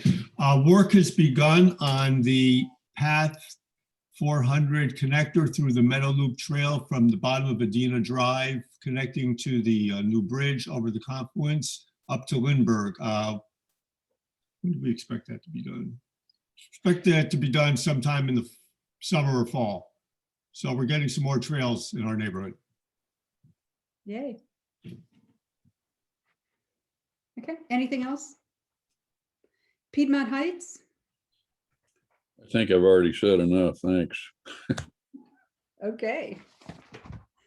Morningside Lenox Park? The Morningside Farmers Market had their grand reopening on Saturday. They relocated from Morningside Village to Morningside Presbyterian Church's parking lot. And they're there every Saturday, year round. To Morningside Pres. Okay. Yes. Okay, Virginia Highland. As we mentioned before, Summerfest will not be happening the first week in June, but we have now tentatively scheduled it for the weekend of September 25th and 26th, which is almost still summer. In addition, we've made a decision not to do the tour of homes this year. We hope to be back with a tour next year, perhaps in the spring. Also, if you're all as anxiously waiting for Morelli's ice cream to open as I am, they have announced that they're looking for high school age responsible youngsters to work there. So if you have a teen who's looking for after school or weekend work, stop by and make an application. And then I wanted to mention, as Doug was talking about the parklets, we do have one new parklet in Virginia Highland that's in front of Atkins Park Restaurant. So stop by and check out their new outdoor dining opportunity. That's it. Great, thank you. Is there a report for Edmund Park? No, nothing to report, Debbie. Okay, thanks, Aruna. Emory, the CDC area, or Druid Hills? Hi, Debbie. Nothing to report from Druid Hills. Okay. Parks, trees, and environment? No report, except the tree ordinance will be up for a vote soon. Yes, at the end of the agenda, actually. And public safety? Nothing, thanks. No report, okay. I do have a chair report. It's been a very busy month. We've already talked about a number of these things. One is the Beltline SAP, Beltline 2116 for the development of in-town suites. Jim mentioned earlier in the meeting that if you're interested in that development and providing input in the SAP, to give Jim or any of his team a call in Piedmont Heights. Next, the next NPU meeting, I don't normally do this because we usually don't have an idea of what's coming up at the next NPU meeting, but I do want to ask you to mark your calendar for the next NPU meeting, which is May 17th, same time, 7 o'clock via Zoom. There are 4 important applications that'll be on the agenda. In Piedmont Heights, there's a request to rezone the remainder of the Rock Springs Presbyterian Church property and a special use permit to use that property as a school. Also, we have a special use permit to build a 3-story outdoor deck at the Mix in Ansley Square. And in Lindridge Martin Manor, there is a CDP request to change the land use designation for parcels at Lindbergh and Lindridge from single family to multifamily residential. Also, the developer at the Lindridge Martin Manor properties has changed his rezoning request to rezone these properties from R4 to R5 and has a new site plan, which allows for duplexes. Those of you that have attended previous NPU meetings may remember previous projects at each of these locations. I've been participating on a number of conference calls with Courtney Smith, who's president of the Midtown Neighborhood Association, and with the Mayor's Office of Special Events and the Parks Department to discuss how the city is handling special events applications in 2021. As you can see from our agenda, we're beginning to get a slew of special events applications. Many of them are carryovers from pre-COVID review. So we've already looked at those applications and they've just keep updating their dates. The city is now accepting Class E events. Those are 2,000 attendees or less, also assemblies and some large gathering events. Larger events, Class A, B, C, and D events are filing as Class E events so that they can hold their dates at in their locations, which are primarily at Piedmont Park. And then as the city begins to accept larger events, they will update their applications. So you're going to be seeing on our agendas requests to approve events like the Dogwood Festival as a Class E, when in fact we know that they're generally Class A or Class B.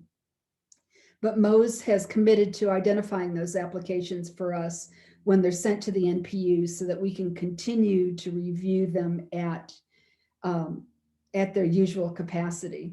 One thing we have learned from parks is that they're currently thinking about putting multiple events in the park if there are multiple requests for dates. So it's possible that we'll end up with 2 Class Bs in the park or a Class B and a Class E in the park, where we haven't seen that in the past.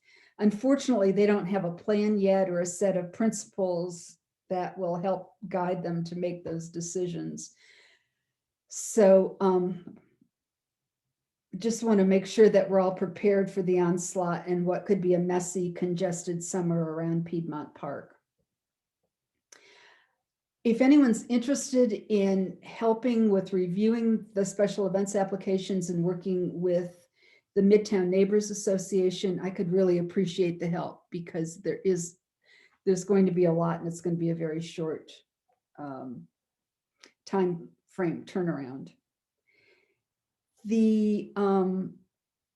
Let's see, if you haven't already, please complete this Center for Civic Innovation NPU survey. There is a link on the consent agenda. They're continuing to leave it open. Our NPU ranks 8th in the number of responses, and we would like to get that up a little bit higher. There are 2 NPU committee chair openings, the zoning committee chair, which will we've been looking for a couple years, and also the education chair. So please let me know if you're interested. At the March APAB meeting, 5 candidates were interviewed for APAB's representative on the Invest Atlanta board.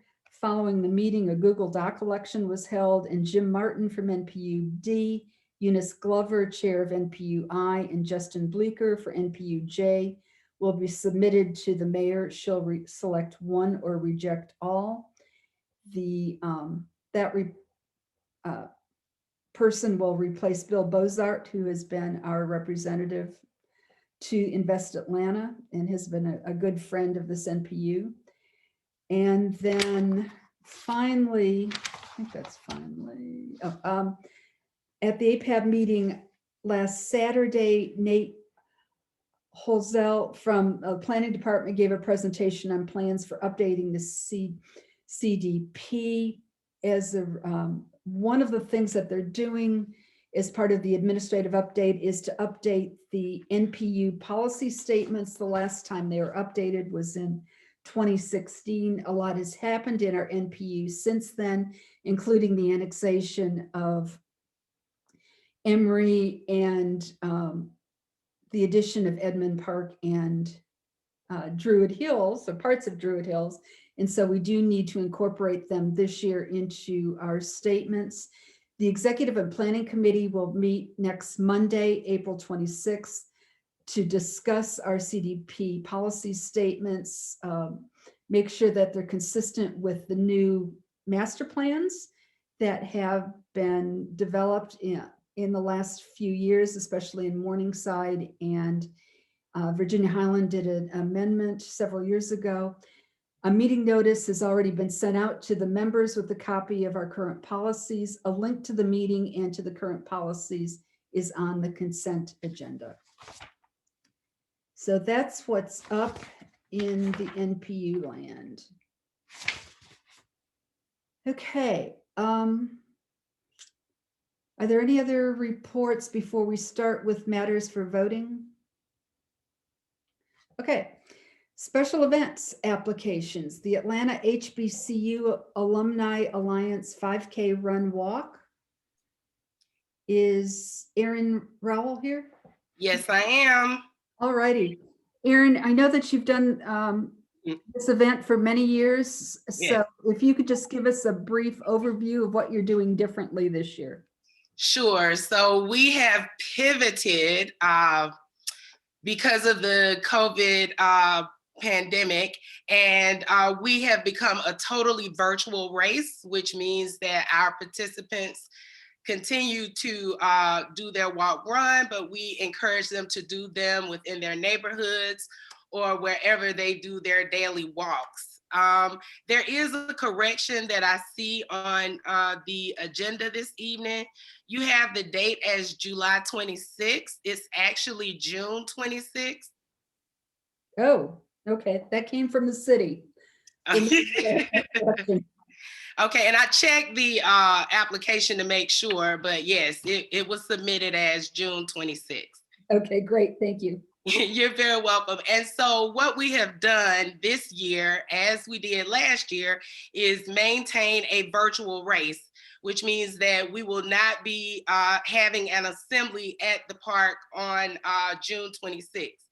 What we have committed to do is, as allowed by the city, is pivot and make it a contactless scheduled race packet pickup. And we have limited the number of slots that are available. And as it mentioned, it is scheduled and contactless, and we are observing all of the protocols that have been put forth by the city, which includes 3 COVID coordinators who will be actually on site. As you may not know, the race is the largest fundraiser for the Atlanta HBCU Alumni Alliance. Last year, we were able, even though we were virtual, to raise $125,000 to send our students to school. And this year, we're hoping to exceed that. I am going to include our link in the chat. If anyone is interested in donating or participating in our race, you can follow our link and check it out. Are there any questions? Okay, I don't see any hands raised. Okay. Is there a motion? Move to approve. That's Rich. I think I heard two voices. Is there a second? Kay will second. Okay, great. Thank you. And there is a motion on the floor to approve or support the Atlanta HBCU Alumni Alliance 5K Run Walk Contactless Race Packet Pickup on June 26th, the correction to the agenda. All those in favor, I'm going to launch the poll. Please click on aye. If you're opposed, click nay. And if you're abstaining, please click abstain.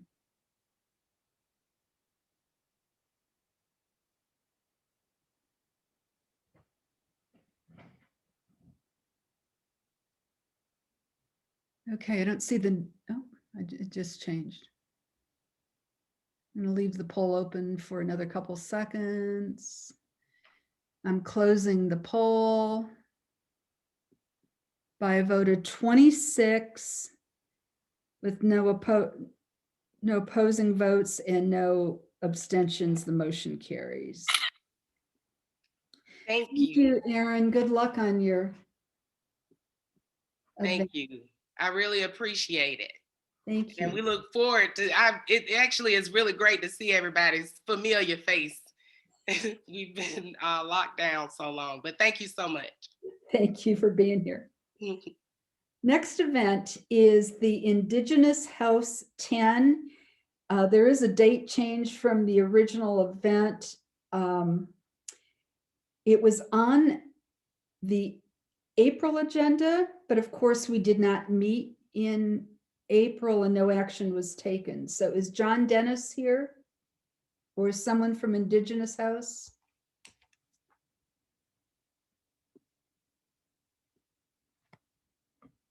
Okay. All right, then I'm going to report not in attendance. Okay, and I think we've done all the other events. The next item is the alcohol license application of the Goat Club, 2200 Cheshire Bridge Road. I'm going to turn the meeting over to Jane Rawlings, who is our alcohol permits chair. Jane? Thank you, Debbie. This is actually a reapplication that was originally heard and the NPU voted to deny on February 17th, 2020. It's circling back because the time on it, there's a certain amount of time in which an application can be approved and the business began, and that time has elapsed. So they are going back through the process. There are a couple of changes this go round in that this new application is for a new business, a restaurant located at 2200 Cheshire Bridge Road, which is the former site for New Baby Products. And it's an application to sell liquor, beer, and wine for on-premise consumption. Originally, live entertainment was planned. The new application is for no live entertainment. And Mohammed Urkek is the agent, and I know is here. So I'm going to give the agent a couple of minutes to address the body and let him know of their plans. And then I will follow up with my research and report. Great, thank you. Mr. Urquhart or Mr. Sec, you'll have to unmute yourselves. Hello. Okay. This is Osman and Mohammed Erkek. We are together now. So like we are gonna speak through the phone. Okay. As you like hi everybody again, as you guys already mentioned, like the time we applied for the liquor license, we couldn't bring up to the mayor's office on time because of like some license issues with the city of Atlanta. We couldn't get the approval for the fire sprinkler system on time. The employee who was like handling the case, I guess she quit her job, and for some reason our application was lost, so we had to reapply again. So at the last meeting, maybe you guys are remembering us. There was before the pandemic, like we came in front of you, and there was like some questions about like if it is gonna be like a restaurant or not. We said like we applied for the kitchen, but it wasn't on the records. So right now everything is like on the record. So whatever we mentioned before, what we were gonna do it's on all the records. Like we applied for the kitchen, we got approval for it. Like we are applying for a restaurant liquor license. Anything else? I guess that's all. If you guys have any questions, like we can answer. Well, regarding to live entertainment, it was a mistake with our previous lawyer. Why like Alan Beckner and his partner Susan Pawlowski, they helped us, they advised us like to follow the rules and then like cancel the live entertainment from your application because it's not the reality. It's not like what you want to do. So we cancel it. So basically, that's it. If you have any questions, we are like happy to answer. Okay, thank you. Jane? I appreciate it. So in reviewing the application, per the Fulton County Tax Assessor records, the square footage for this building is 6,464 square feet, which would calculate to a parking requirement of 65 spaces. Per the application, you have 18 on site, although an aerial review does not confirm that. And when the original SAP was filed on November 26, 2019, parking lease agreements were included with that SAP with 5 adjacent businesses, which brought the total number of parking spaces up to 75.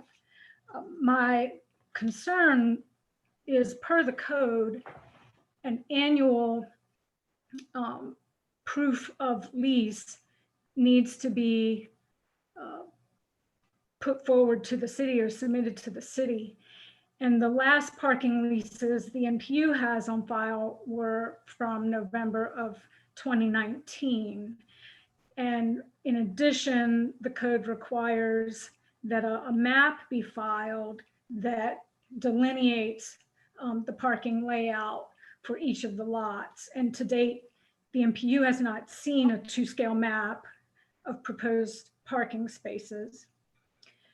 A third area of concern regarding parking is there's overlap with some of the hours of operation reported, where it is planned for you to lease spaces.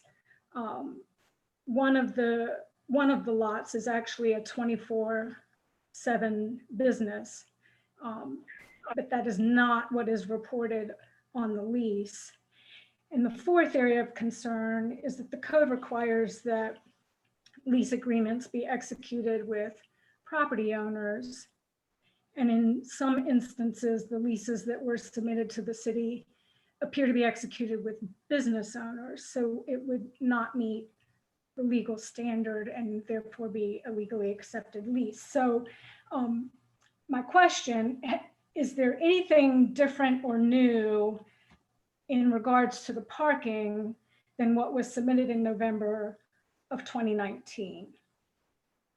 So regarding to parking, we discussed this issue with the zoning department, and they gave us like what is the legal requirements, and we just follow up with the legal requirements what they provided to us.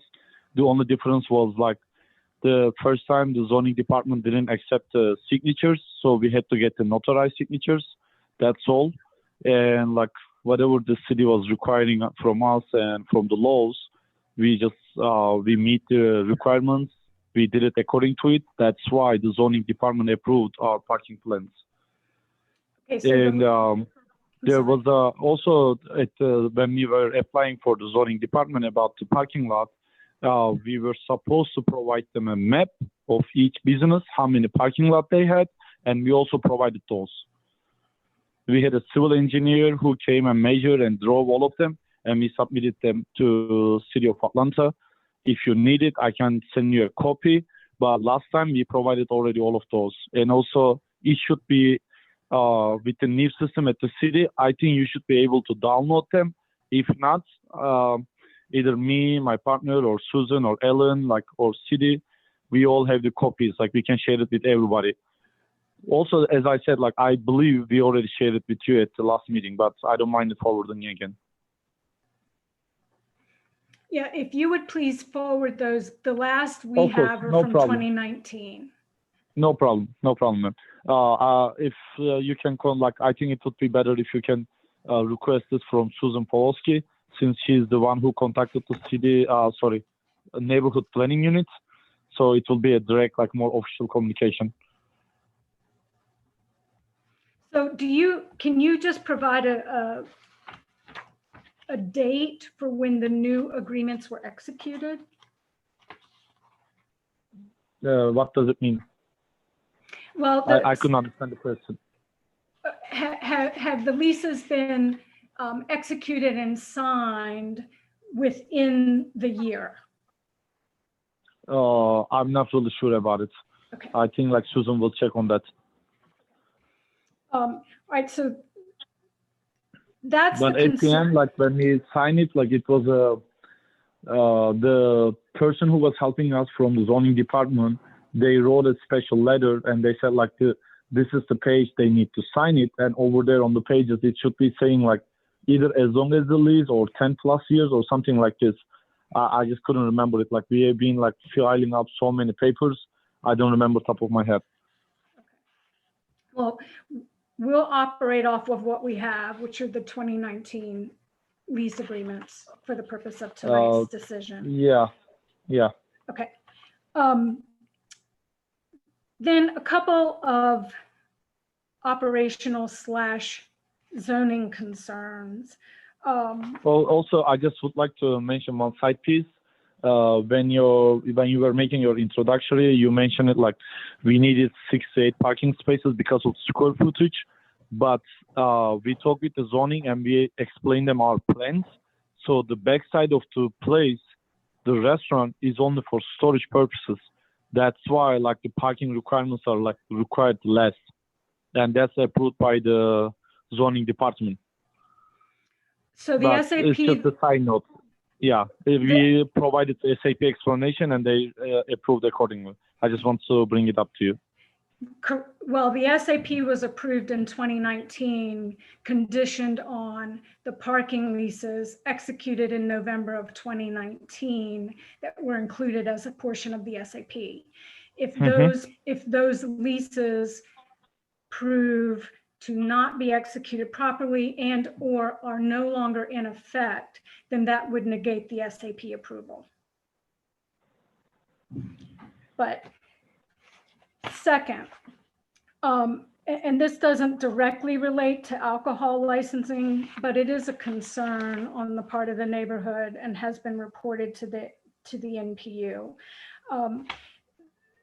A stop work order was placed on your business. The reason, our initial thought was to replacing the front glasses because the building was a little bit old, so we upgraded everything to a modern look. And we were thinking about putting double-sided windows where it can observe the heat and the noise. So there wouldn't be any problem for anybody walking by the restaurant. But after observing what's going on with the protests and looting in Atlanta, those days, we got a little bit scared. We were scared people were gonna attack, break into our buildings. So we said that kind of thing might happen in the future as well. So let's just like put the brick walls there. And we checked this with our contractor, and according to his plans, if this the wall is interior, we were allowed to do it. But the city thought otherwise, and they said like, this is not interior, this is an exterior, and you cannot have a brick walls for the less than 40% or 60% of the front view, and you need to put it back. That's why we applied for a new license for exterior, replacing the glasses, windows. We got approved, we replaced it. Now everything is like taking care of it. And we are replacing the other windows as well to give it a more modern look.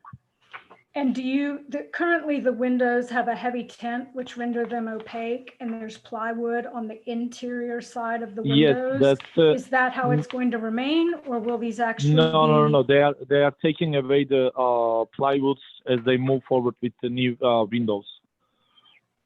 So the reason is like the woods around the windows were old, so they are putting like a new frames around it. That's the reason. But the frame has to stick there for a while, so the glass doesn't fall. So ultimately, these will be transparent windows that are consistent with the NC4 zoning code. Okay. Yes, ma'am. And then I will say the neighborhood, the NPU and the surrounding neighborhoods have had and continue to have concerns regarding the business model or the intended business model. And I base this on a series of actions. The concern being that while you are pursuing an alcohol permit or an alcohol license for use as a restaurant, that the intended use will be for a nightclub. This is based on the fact that the original alcohol application filed with the LRB, albeit never forwarded to the NPU, was stated, the stated use on that was for a nightclub. The original building permit issued by the city of Atlanta for the site was for a nightclub. And coupled with that, when one looks at the operating hours that are on the current alcohol application, they really are more consistent with a nightclub than a restaurant. And the opaque windows are concerning in that it hides from view what the activities are inside the building. So we at the last meeting, by the way, like I totally support and understand your concerns because we are living at the same street as well. And I prefer to live in a safe environment. That's the reason why I moved this road instead of far roads. But here's the question, like last time we explained it as well. That was our lawyer who said like from the beginning, we never want to have a nightclub. This is not a business we know about it. It's not a business we want to be in it. It's not a business we support. It's definitely like nothing to do with us. And we want something like long run for our like children to go on there. So we want to have a restaurant. That's the end of the topic. The reason the confusion came from our previous lawyer said we can start with a food truck and the liquor license, and we can insert the kitchen moving on the roads. And then when we start like getting assistance from Begner and their associates, Alan Begner, they are the one who advised us that's not possible, that's not what the law works. So you need to wait, build up the kitchen, and then apply in a correct way. So that's why we canceled that application and applied as a restaurant. So when it comes to the hours, we are operating from 6 until 11, 12. And that's because of our parking requirements. If the city allows us, we would operate in a sooner for lunchtime as well. But the parking requirements, I guess, like we need to apply for it again. That's why like we are following the guidelines. They say, the city said you can open only from 6 p.m. The earliest time you can open your doors. By the way, I see the questions on the side. I will answer it after I finish this. After that, regarding to the windows, if you guys like have been living in the street, you know how old that building was. So as soon as a car like passes by the street, those windows were shaking and it was becoming a hazardous for the people who are dining in inside. That's why like we are replacing them. And besides it, for the question, what kind of a restaurant, we are bringing very special chef from Turkey. It's gonna be like modern Turkish cuisine, like Mediterranean cuisine mainly. And for some of you who are not familiar with Turkish kitchen, on Virginia Highland, there is one who called as Truva. There are friends, like the chef who is coming, they were like friends in Turkey. So they are the one who reference us and helping us. So it will be like a little bit luxury, but it will be the parallel kitchen to it. It will be like a Mediterranean restaurant. Any other questions, concerns? No, I see a couple of hands raised. I see a question about the windows being tinted or clear. So depends on the angles of the sun. Some of them will be yes, some of them will be no, because we need sunlight inside. But like 70 to 80%, it will be clear. Okay. Because we want the sun to come inside. Okay, let me manage the questions now. Susan Pulaski, your hand is raised. Susan. Susan, don't forget to unmute *6. Susan, I believe you need to do *6 to unmute it. I had the same problem previously. Okay, can you hear me? Yeah. Yes. No. Oh, okay, the *6 didn't work, so I had to use the mute button. Okay. Susan Pulaski with Begner and Begner. I just wanted to let you guys know that when they came to us with the first application, I honestly don't think the other lawyer was well versed in the alcohol code. And we did advise Mr. Sack and Mr. Mamet that it was not, that the area that they wanted to go into, it was not cohesive for a nightclub. So that's why we applied for the restaurant license last year and we came before you. The License Review Board did approve this. The special administrative permit for parking was approved by the city. And I believe, I don't have the leases in front of me right now, but I believe all of the leases automatically renew. Don't quote me on that because I don't have the leases in front of me. But that was one of the questions that you guys had brought up as far as renewals. There is nothing in the alcohol code that says the leases cannot be signed by either the tenant, who is the business owner, or the landlord, from what I understand. They made an explanation about this topic to us from the city of Atlanta, but I don't remember because like they accepted they gave us the pages that needs to be signed. So they said like as long as they approve this page, you were good. That's why like I don't know the details, but so I think we're good on it. We're on our way. Okay, thank you. Kimberly, Any other questions like from? Mr. Urquhart, it's my meeting. Kimberly Purdue, you're next. Hi, we live right up the street and only about a block and a half from the intersection of Woodland and the entrance to like directly across the street would be your restaurant. Just a block up the street is Babylon Cafe, and they opened up with the same premise that they were only going to be a restaurant and were granted their business licenses, their liquor licenses. And then shortly thereafter, a year and a half later, suddenly, without a lot of seemed like due process, they started to be able to have a late night nightclub environment where they have sometimes like to be lights honest, that circle the skies. The same thing at Taverna, just a block up the street. There is a disco in the evening till all hours. Do you guys have any intention of also continuing on a late night environment after you've already gotten your license approved and you guys are accepted and established? First, for some of you who doesn't know, we have no relation with any of those places. I was not, We I are was just just saying, neighbors. no, I Yeah, was yeah. not I just want saying to clear that. it. I'm just a neighbor like you, which suffers from the same problem because like sometimes we are hearing like shootings between Alur and Babylon, which I'm not happy either. But to be honest, like I'm not planning to open up a business who can run for 1 or 2 years. I want to have something like long run, and I don't want to have like that kind of risk. And I'm gonna work here with my family members. I don't want like anybody's life to be like getting risk or getting shoot or like this is not something that I want to pursue.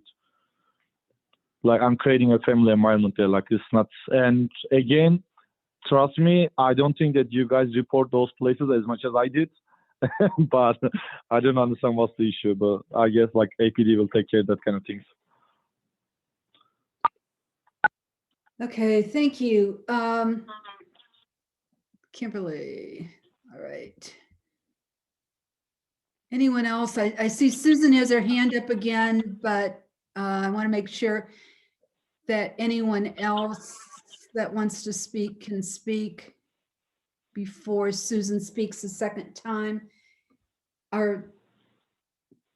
Okay, Susan, go ahead. I just wanted to comment on the Taverna Placa and the Babylon. I know they have what do you call it? Live entertainment in those places as well. So I'm sure that when they applied for their alcohol licenses, they specified restaurant with live entertainment, and that just to kind of ease your mind about why they're open late. Okay, Susan, you're taking a guess, and the neighbors are still suffering from the late night entertainment. I understand that, and I can tell you, I did the license for Taverna Placa, and they do have live entertainment. Lovely. Okay. Is there anyone else? I saw Scott Webb, you had your hand up and now it's down. Well, yeah, all right. You guys mentioned you have a relationship with the people that own the restaurant, Truva? No, sir. No, we don't own. We don't have any relation with any of those people. I just want to clear it. Okay. It is our like only location on here. Again, we do not have any relationship with any of the businesses there. Okay, then that's and I no met question. the suffering Thank side of it as well. I live at the same street, so like I'm not happy with the current situation. If there is anything like that can be done by public, like I'm willing to work for it as well. Okay. Anything else, Scott? Mark Desmond? No. Yes, hello, I'm Mark. I have a question. I'd like to know, has there been any consideration to not pursuing an alcohol or beer and liquor license? I mean, it's a restaurant. Lots of restaurants don't serve alcohol. I know the Turkish nature of being very, very religious. So I have a question about why exactly liquor is required, and maybe going sober would be a good idea, and or just limiting to yourselves to just beer and wine, which seems to be maybe a little more tolerable. The liquor perspective definitely makes me uncomfortable. That particular area of Cheshire Bridge is not exactly what I'd consider safe, and probably the best location to introduce more liquor. So any consideration around those elements? Sure. To be honest, like I've been on the food and beverage industry for almost like over 10 years, and I haven't been in any of the fine dining areas where it doesn't have a full bar or full liquor. So when you go to have a dinner with your wife, like either you or her, like they want to have a taste of wine or cocktail, like until it comes. That's why we want to pursue it. We don't want to tell our customers like we don't have the appetizer, food, or like liquor. That's why we want to have it. We want to be a full 4-star like fine dining area, and we don't want people to looking at us from high, like saying like, hey, you guys are Turkish, like you're religious, why you are involving with liquor? Like this is not something that we want to be attached with. We are living in America, like we prefer this. No, I understand. Life, So yeah. I have a follow-up. And I personally drink as well. Like. Okay, thank you. Yeah, can I ask just a follow-up question, Debbie? Oh, okay, go ahead, Mark. I'll keep it short. So, you know, the licensing rules will be representative of a certain percentage from food and liquor. Any possibility that you can, prove that to us on a yearly basis, if this all goes forward, that we would have some validation that your sales are coming from a balance of food and alcohol? Sure, sure. So maybe I couldn't explain at the beginning, but as I mentioned, we want to have a fine Turkish dining, Mediterranean, and that's why we are bringing a kind of like famous chef from Turkey. So we are focusing on our like chefs who prepare the food. We are not looking for like famous bartenders who are focusing on the drinks. So our goal is to pass at least like 80 to 85% of the food sales. Okay, Jack White. It's an interesting discussion, but I hope we will focus as we react to it in this NPU on this gentleman's application, its merits and demerits. He is not responsible for what someone else did, however heinous it may have been 500 yards away. He's not even responsible for it if that person, he's not even responsible for it if that person were his brother, much less somebody else he doesn't know. So, and we'll notice that in other city hearings, you would not be even allowed to bring that up. So we oughtn't be bringing that up here. We can have our own thoughts privately if you want, but I think the last speaker hit the right note. The city of Atlanta's mechanism for validating or this is supposed to be the percentage of revenue derived from food versus percentage derived from alcohol. They've done a historically poor job of checking it if they've done it at all. Councilmember Shook made an effort to try to get that done, supported by our own council member a few months ago, and we need to be pressuring that. That will be effective, not just with this applicant, but with all applicants in the future. It doesn't. Lastly, I just want to point this out. In Virginia Highland, we've relaxed let our guard down on parking. We've let it down because all of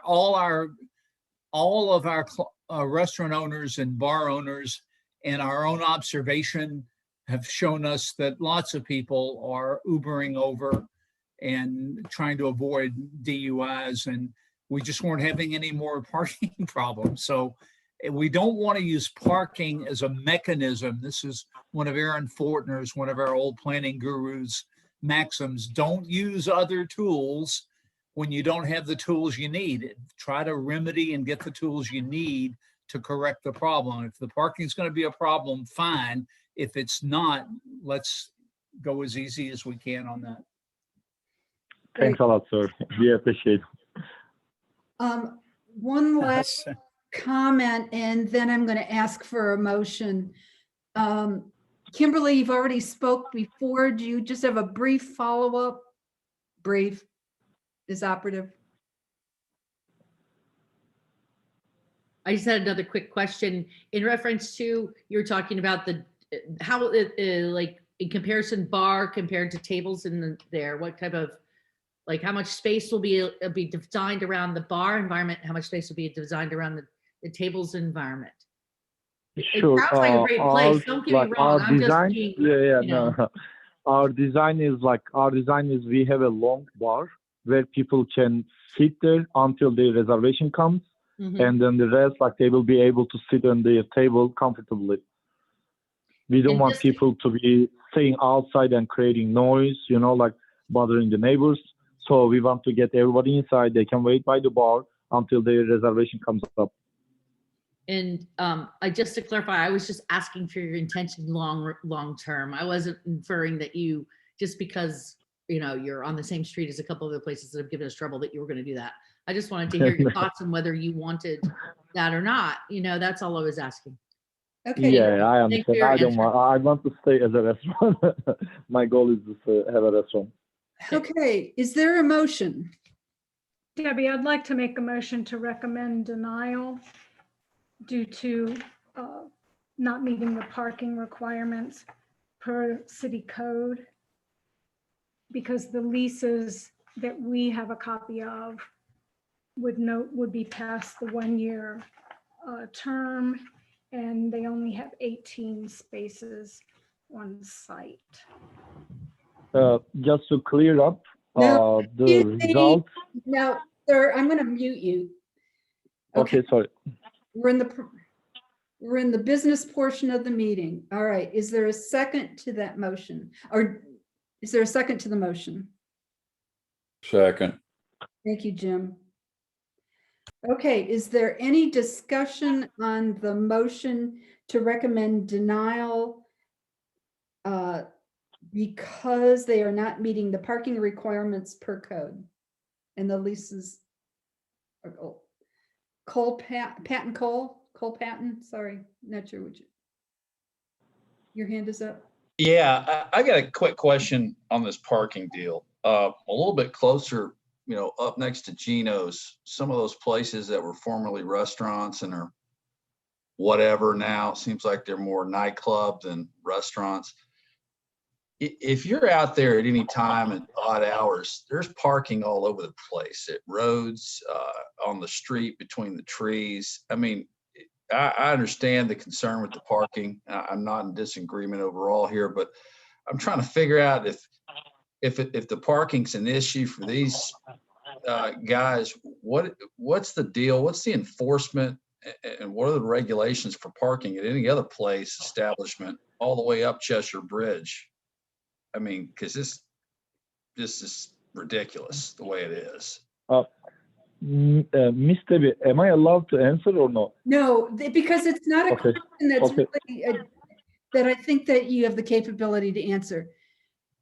And we're not talking about the parking on Piedmont and around Gino's at this point, but every No, but just to understand the scope of the question, I mean, parking seems to be an issue with any of these places that are now retrofitted to clubs or whatnot. I'm just trying to get an understanding here. Yeah, it's not been something that's been well enforced. Each business has specific parking requirements that can either be on site or supplemented with off-site leases.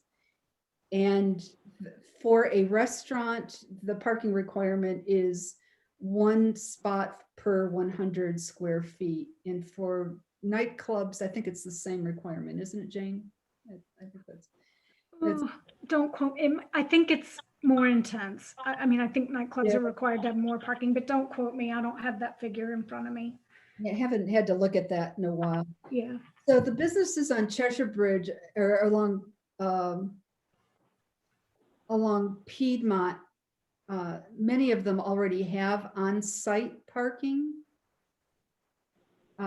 If their uses have changed, then there's probably a very good chance that nobody has examined whether or not they have sufficient parking for their use. As Jack said earlier, a lot of the businesses are now relying on Uber and Lyft to supplement for their patrons to use, and they don't need as much parking.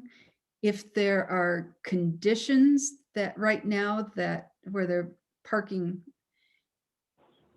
in the driveways and blocking traffic and that kind of thing, if you'll let us know, we can do the research to see if we need to have the city make some kind of adjustment or get some parking leases in place. Matt, Okay, thank you. okay, Matt Sussman.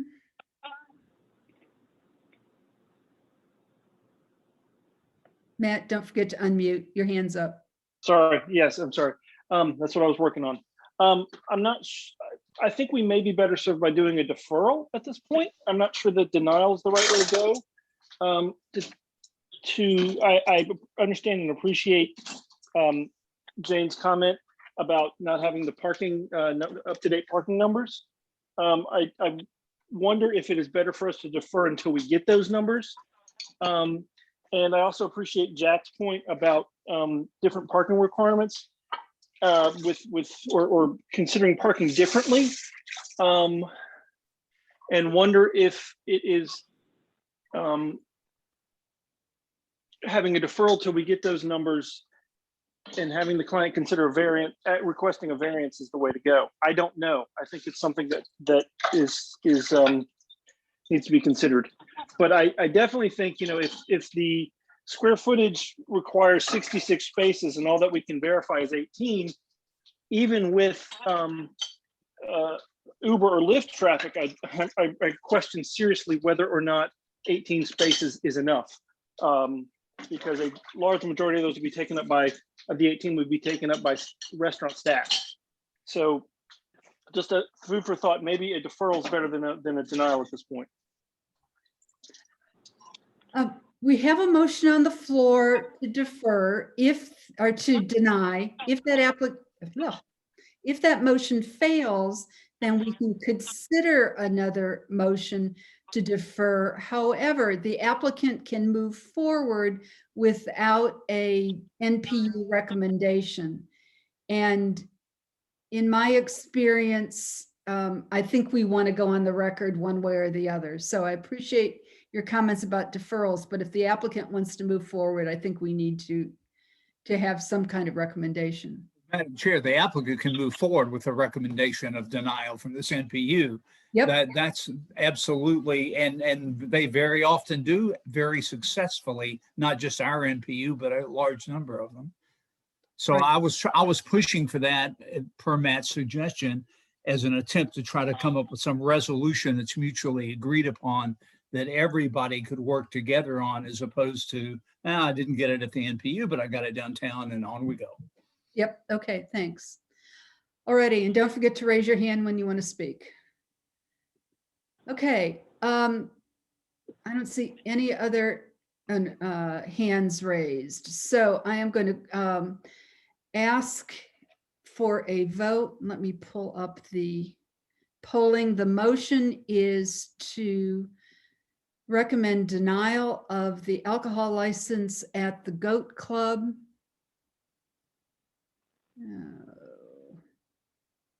Here it is. If you are in favor of the motion to deny, vote aye. If you're in favor or oppose the motion to deny, vote nay. And if you do not want to have an opinion, abstain.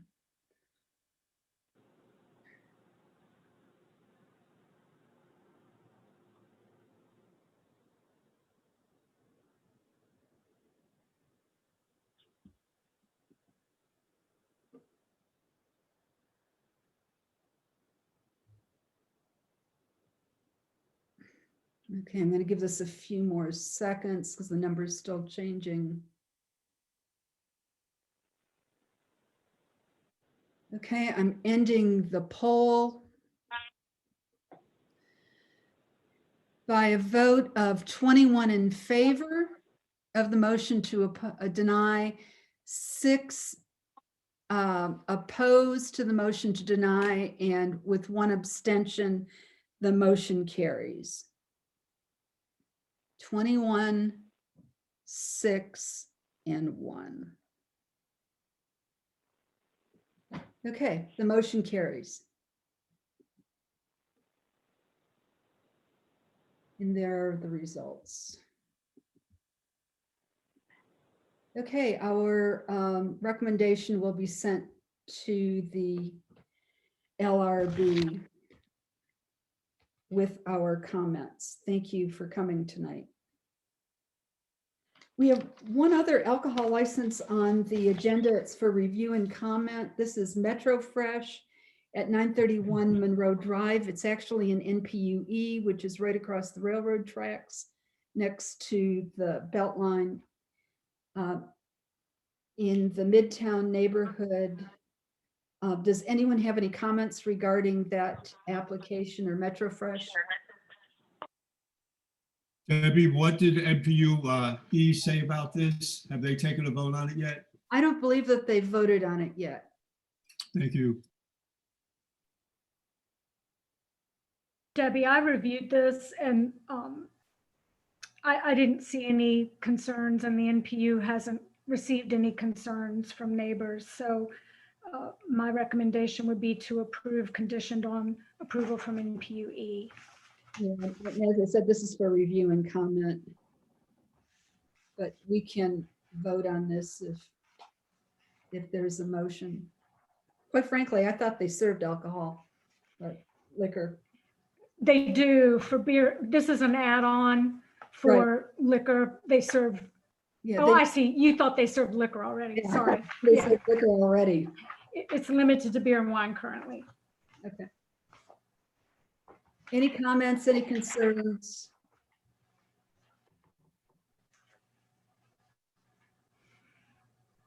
Okay, I'm going to report no concerns to NPUE in the LRB. Okay.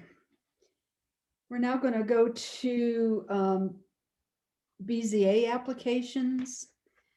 The first is V2170 1117 St. Charles Place Northeast. Applicant seeks a special exception from the zoning regulations to allow active recreation in a yard adjacent to a street, which is St. Charles Place, in order to install a swimming pool spa. Applicant seeks no other special exceptions at this time. The way we're going to handle variances tonight is I'm going to give the applicant a couple minutes to describe their project and why they're requesting a variance, then ask the neighborhood for their recommendation and for a motion, and then we'll open it up to the floor for comments and take a vote. So St. Charles Place. Kimberly, are you? Hey, Debbie. Yes, I'm here. I've been here for quite a while. How are you? I'm fine, thank you. And we're not that boring. Okay. Not at all. Okay. No, thank you so much for your time tonight. You know, as you know, we are applying to place a relatively small pool on the side of our house. The reasoning for that are twofold. Is one, that we have a variance running through the back of our yard. We also have a very large Georgia power line running through the dead center of our backyard. Both of these issues have precluded the placement of a pool in the backyard, as would normally be the case. We also have my elderly parents who live with us, who will be probably the sole users of this pool. I'd like to make it known that all of our neighbors and our surrounding forward of our yard and the side of our property have written letters saying that they don't have any problem with us placing the pool. Also of note, it will be completely behind a gate that we plan to provide nice vining and foliage that will match nicely with the landscaping of our yard, such that it should ideally be relatively unseen, or not relatively, absolutely unseen and unheard from the street. Anything else, Kimberly? Not, I'll add. No, I think that's it. Okay. Virginia Highland, Jack, do you have a recommendation?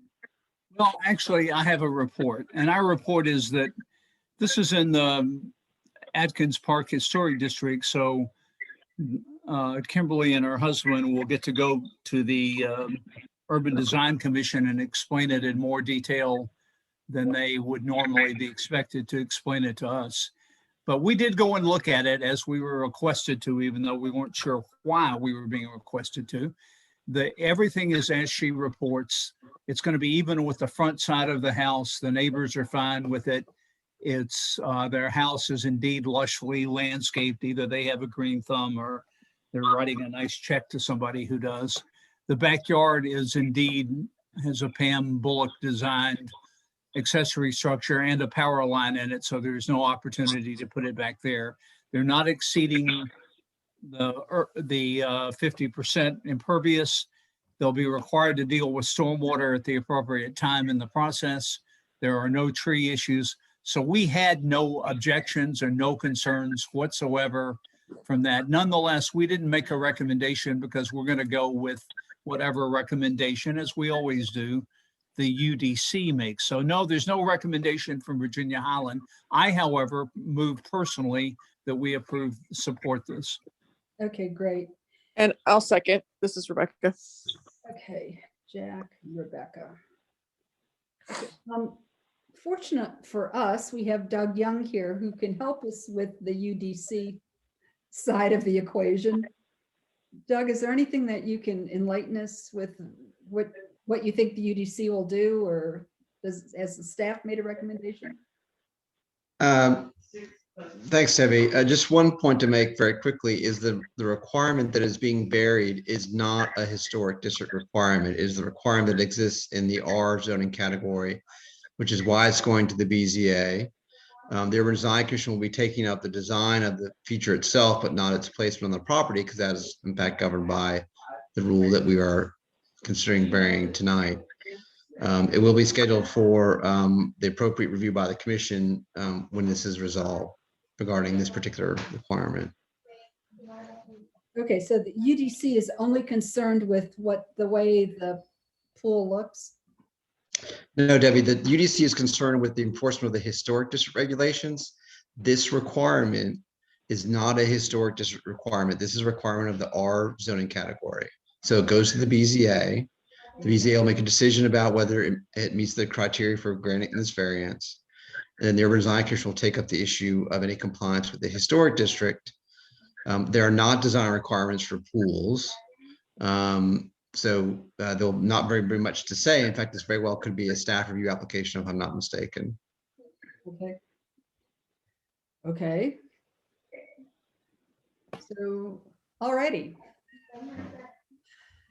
So Jack has made a motion. It's been seconded properly to recommend approval of the application. Are there any questions regarding the request to provide, to have active recreation adjacent to the street? I see none. Let me put up the poll for the application. All those in favor of the motion to support the application, recommend approval of the application, vote aye. Those opposed, vote nay, and abstaining, click abstain.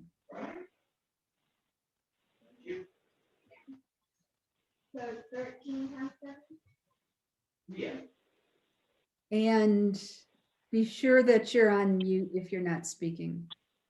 So we're getting lots of background.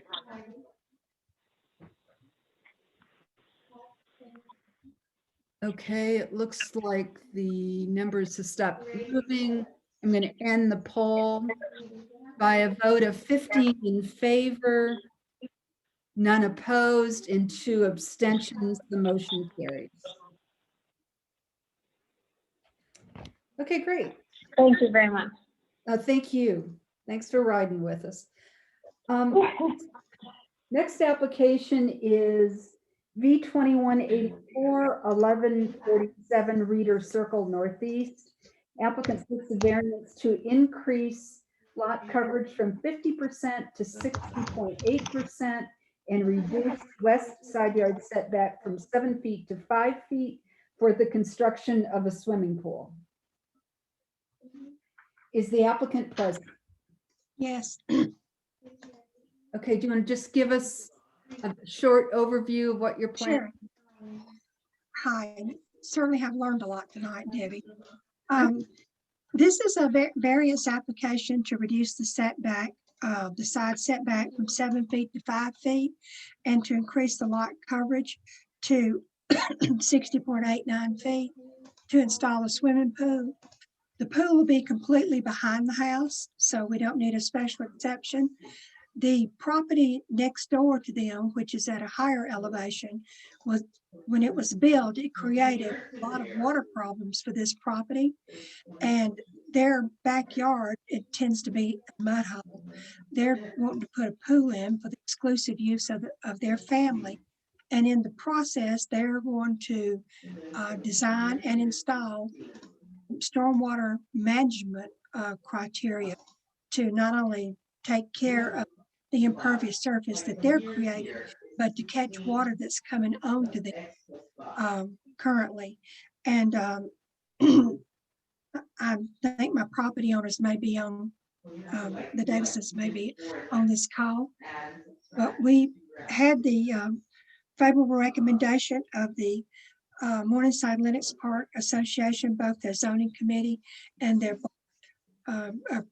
in addition to having support letters from all of the adjoining property owners. Okay. Rebecca, tell us about Morningside. Okay, Morningside did vote to approve. It was a unanimous vote. Okay. And is there a motion? I'll make a motion to approve. Okay, is there a second? Second. Thanks, Jim. Okay, are there any questions for the applicant? I don't see any. I am going to launch the motion to recommend approval for V2184 1147 Reader's Circle. All those in favor, click aye. If you're opposed, nay, and you're abstaining, abstain button, please.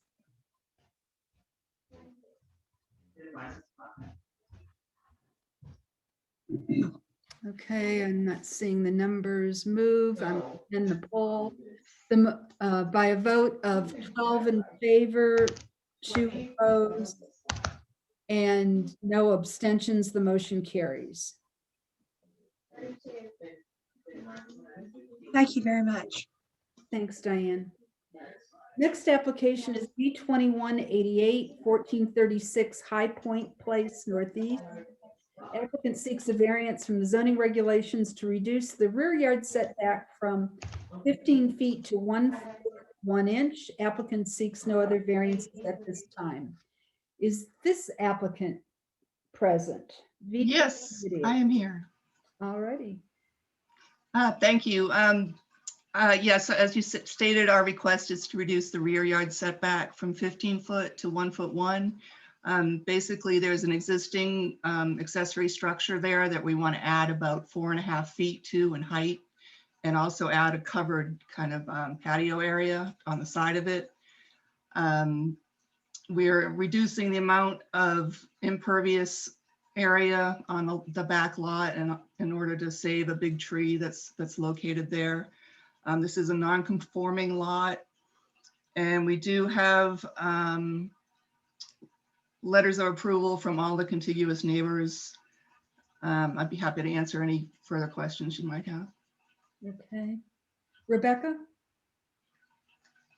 Yeah, so Morningside did vote to approve. It was a unanimous approval. And just keep in mind with this one, it is an existing structure. The 1.1 feet sounds, it's very close to the property line, but it is existing. They're just going up. So just something to remember this one. So I'll make a motion to approve. Oh, okay. Okay, so currently at 1 foot 1 inch, and they're just building on top of that. All righty. So Rebecca has made a motion to approve. Is there a second? Second? Someone want a second? I second.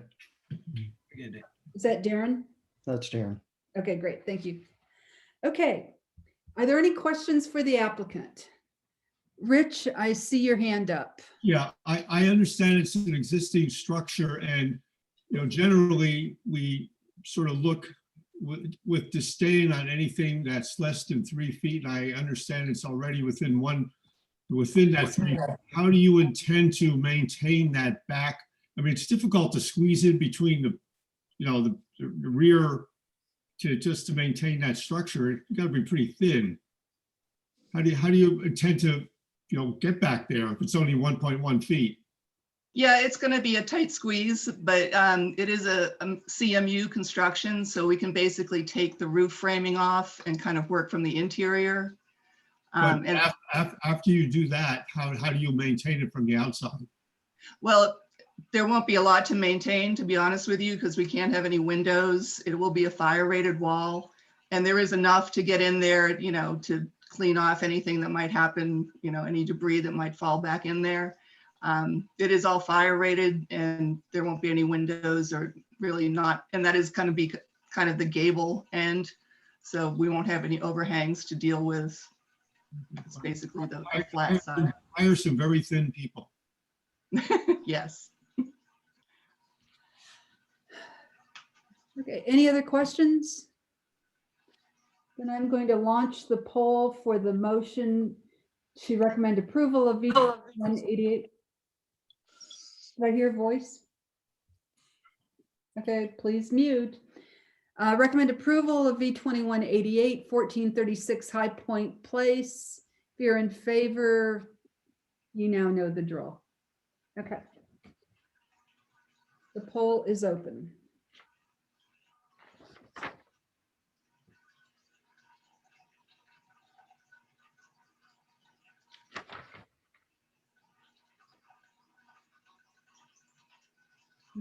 Okay, I'm going to close the poll. The numbers have stopped moving. By a vote of 11 in favor, 1 opposed, and no abstentions, the motion carries. Thank you. Thank you.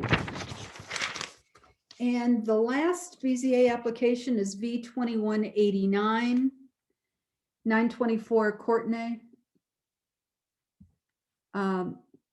Applicant seeks a special exception from the zoning regulation to 1, allow active recreation in a yard adjacent to a street, which is Courtenay.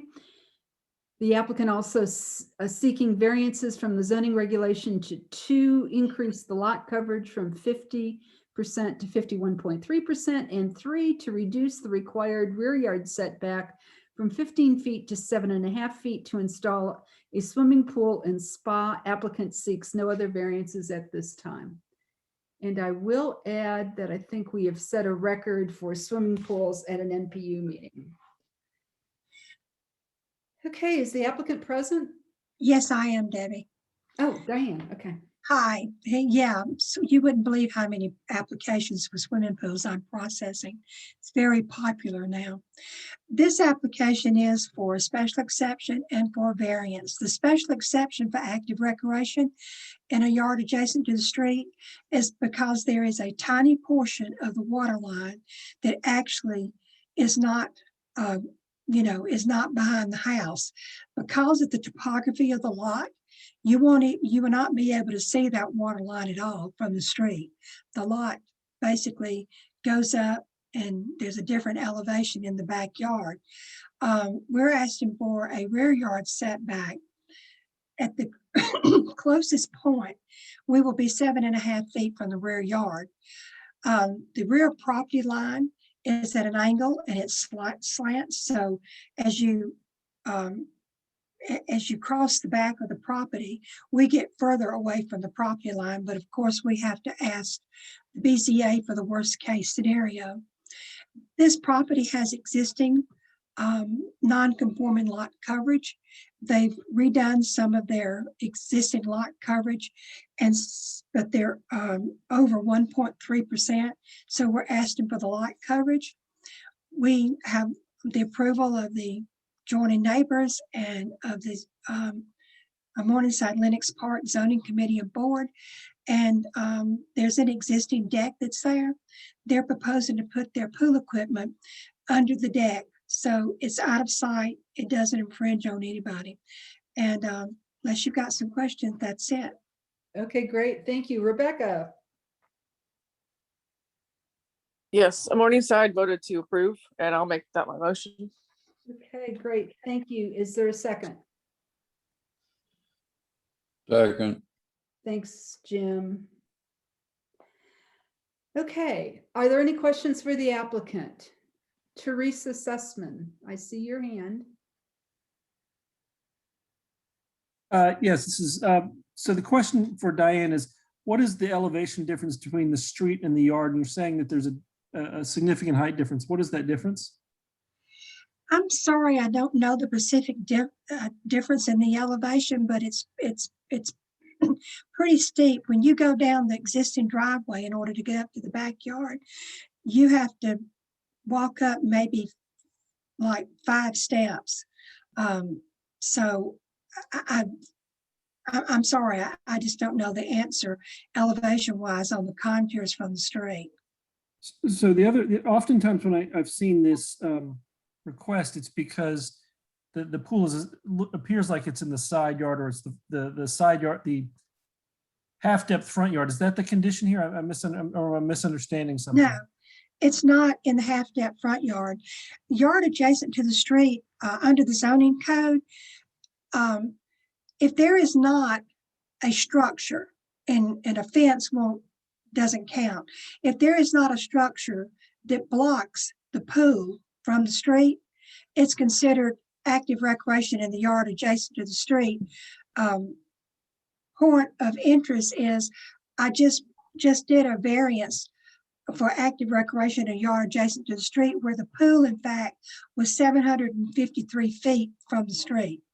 Okay. But there was no building between it and the street. So just a small part of the water line is going to be, if you looked at the existing house in relationship to the pool behind the house, the kind of back corner of it doesn't quite tuck behind the house. So therefore the special exception is necessary.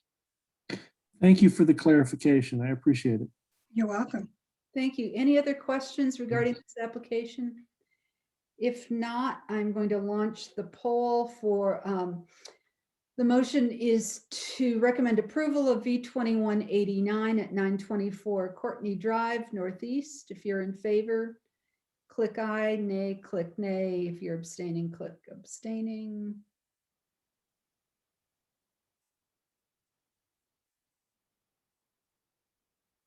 Okay, I'm going to close the poll. By a vote of 13 in favor, 1 opposed, and 1 abstention, the motion carries. Thank you. Thank you, Diane. It's always good to have you here. I appreciate that. I'm going to hang in there and listen to your last thing. Oh, we've got many more, actually. Well, there's one in particular I'm interested in. I've really learned a lot tonight, Debbie. Thank you. Oh, yes, this is the place to be on Monday nights, third week of the month. The next application, this is a text amendment, Z2127. It is an ordinance to amend the zoning code entitled Conditions of Granting a Variance, and to create a new section entitled Administrative Zoning Setback Variances for the Preservation of Trees and for Other Purposes. And this ordinance, in the interest of preserving trees, will allow the planning department to grant administrative variances in the setback up to 80% of the setback. The planning is asking us to discuss the application and to make a recommendation back. Are there any comments regarding this legislation?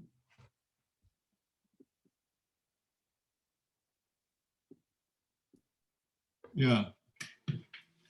This is very troubling, to say the least, to permit the city to have the administrative authority to basically go from 35 feet to a maximum or a minimum of 7 feet as a front yard setback.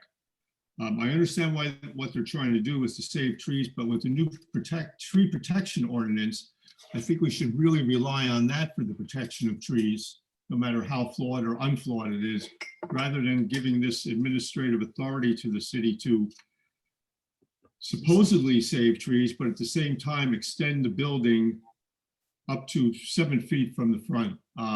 It just seems too excessive to me. Thank you.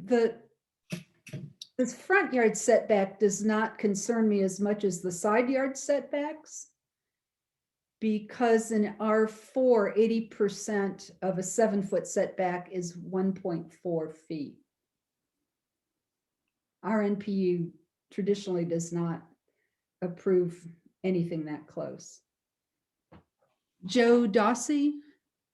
I see. Hi, I'd like to voice my concern as well, because an administrative decision to build a house, a 5,000 square foot house, is more permanent than what may or may not happen to a tree that they might accidentally kill in the process. Our experience on Hill Pine in Middlesex and Northview has been that builders have promised to save trees that have been destroyed near the end of the construction process and destroyed flagrantly and on purpose the day after Thanksgiving before.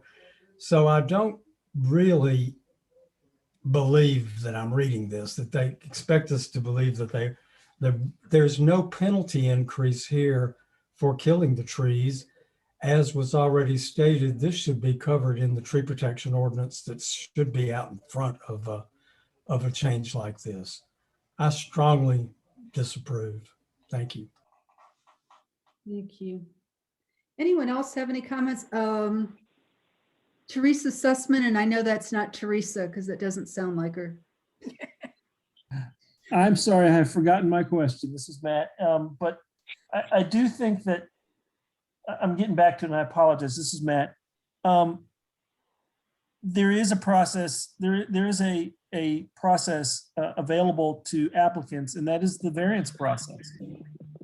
And I also I am troubled by this being that what would be allowed to be building a structure, basically a living structure. So it's not like you're putting in a fence or a wall, but you're actually would be allowed to put in a building. And that troubles me, that it's so broad that what would be allowed is that. So I do think that additional definition would be better, but I also do believe that because there already is a tree ordinance in place, that could help define this, or there's opportunity for the tree ordinance to be rewritten in a way that could help with this kind of thing. And so I think it's, I understand again what they're trying to do, where you're trying to save a tree and allowing development to occur in different ways. But as Mr. Dawsey said, a 5,000 square foot house, on a lot that's, doesn't really need one, just because you can, is that's a lot of house. I know that was all over the place and rambling, but I'm sorry, but yeah, there we go. Yeah, a 2,500 square foot house is a lot of house too. Jim Hardy? With our neighborhood experience with administrative decisions, I'm not in favor of this at all.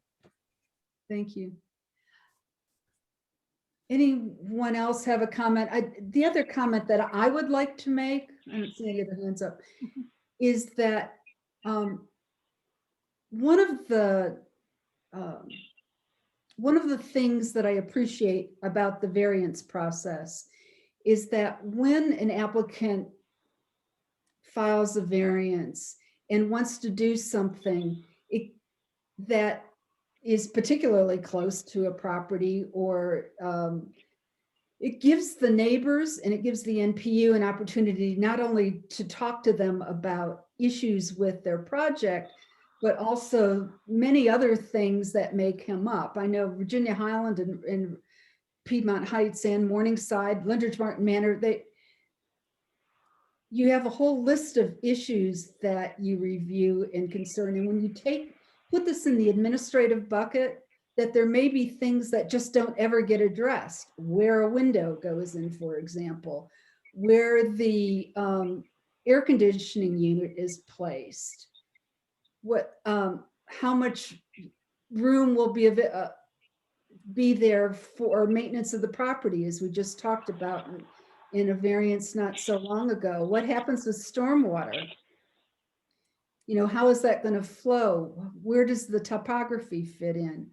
So I think taking away that conversation, and when the adjacent neighbors of the neighborhood has no idea this is actually going to happen, because there's no signage that goes up until it actually happens, just is counterintuitive to the whole NPU process.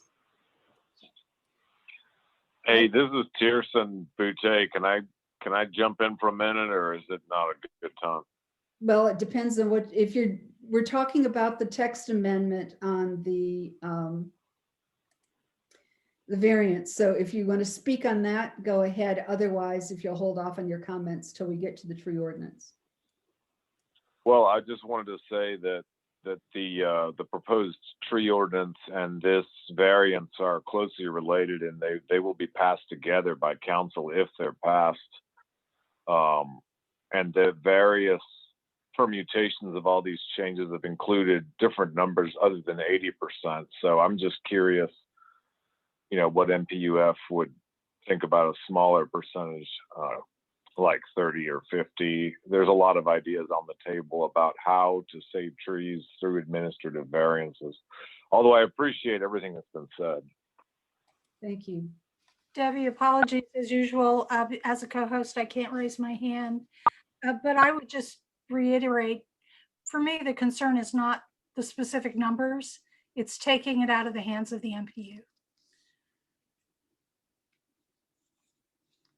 Yeah. Okay, is there a motion? I move that we oppose the number, whatever it is. Thank you. V2127, and that's Marty that's making that. Marty. Right. Okay. And I'll second, and this is Kay. Okay. So motion's been made and properly seconded to oppose Z2127 for all of the reasons that have been previously stated by that have been made previously. All those in favor of the motion to oppose this text amendment, please vote with this poll. If you're in favor of the motion to oppose, click aye. If you're opposed to the motion, click nay. Otherwise, abstain, and a reminder that you need to be an NPU F resident to vote.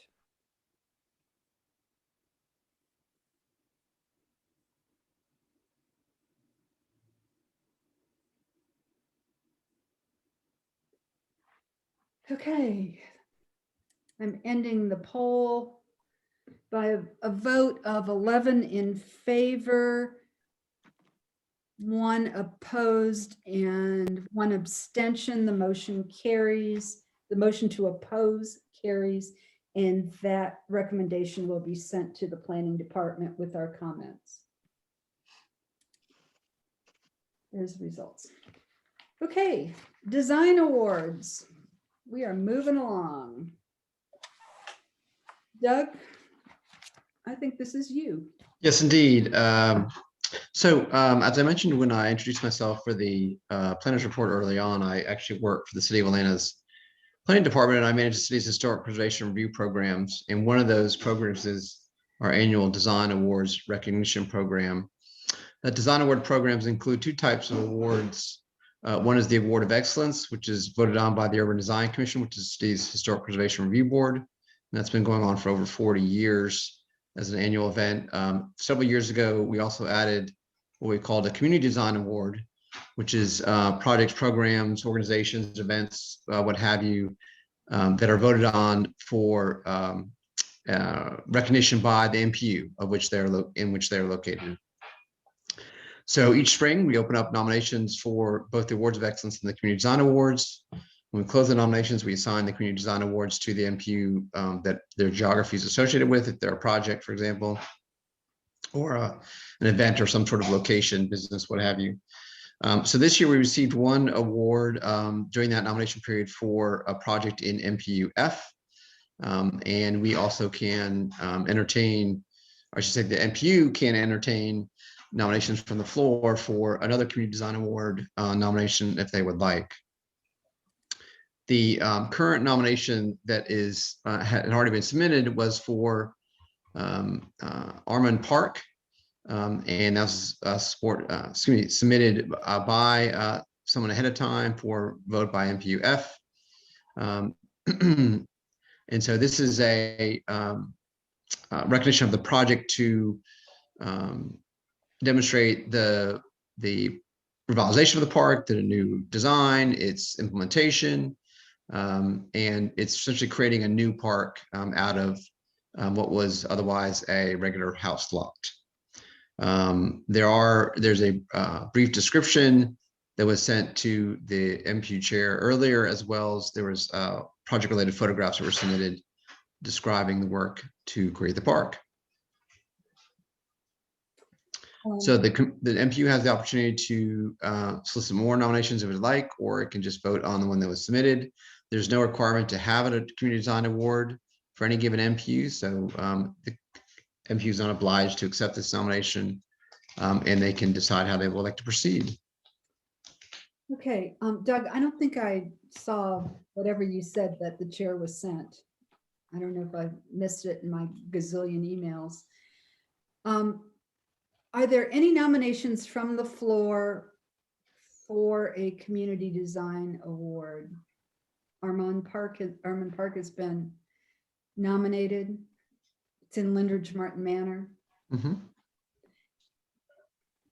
Any other recommendations? This is an annual award, so you may have something in mind. It can come up next year. That's right. Okay, I'm closing the nominations. Is there a motion?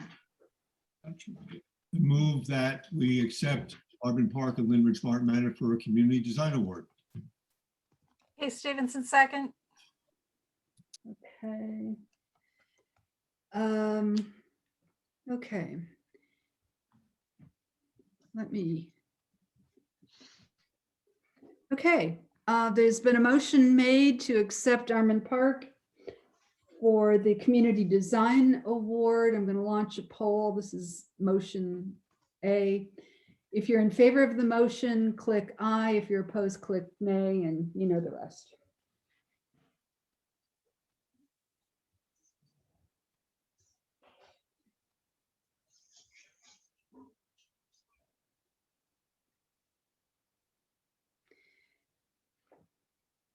Doug, are the award ceremonies going to be virtual this year? Yes, they will. That was part of my planner's report, but they'll be May 18th. There'll be a virtual event. And in the chat was the detailed information about the login and how to register for the event. Of course, it's free and open to the public. I'll put that in the chat again, just because it'll be handy since we're talking about it now. But yes, it's a virtual event. Okay, great. Thanks. It's too bad because it was like a nice event in person. Yes, we're very excited to hopefully have an in-person event next spring. So. Okay, I've ended the poll by a vote of 10 in favor, none opposed, and 1 abstention. Motion carried. Armand Park is NPU F's Community Design winner for 2021. Congratulations, Lindridge Martin Manor. You got a pretty cool park. Okay. We actually have 2 more things that we need to deal with. And I am going to jump to new business only because I think this will be faster. You all may recall it's probably been a year and a half ago. We had a presentation from a couple in Virginia Highland that they were given as a wedding present money for public art installation along the Beltline. They have completed the process of identifying an artist and have a selection of a public art design. And I am going to put that in the chat because for some reason, I can't load anything on the, I can't share it.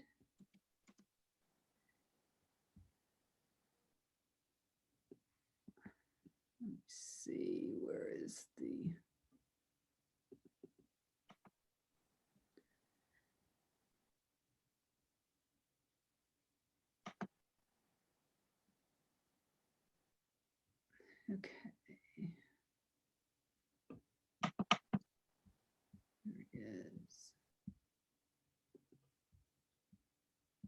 I'm going to try and share it. Let me see.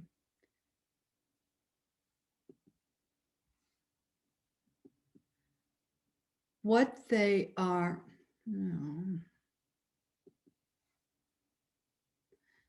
proposing, I've got a whole lot of stuff and I apologize that this is overlapping here. It looks fine, Debbie. Okay, great. Thank you. What they're proposing is a structure called Canis rufus. And this is what it would look like. It'll be on the Beltline at Greenwood in Virginia Highland. And we have been asked for the NPU to make a recommendation on whether or not we support the installation. And here is some information about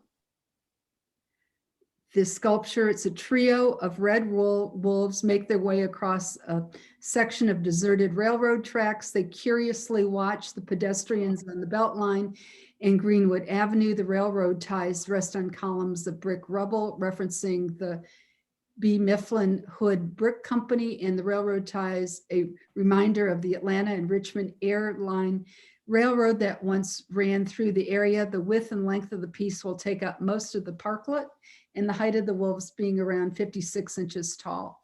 Native grasses are planted around the columns, allowing the track to float just above the plumes.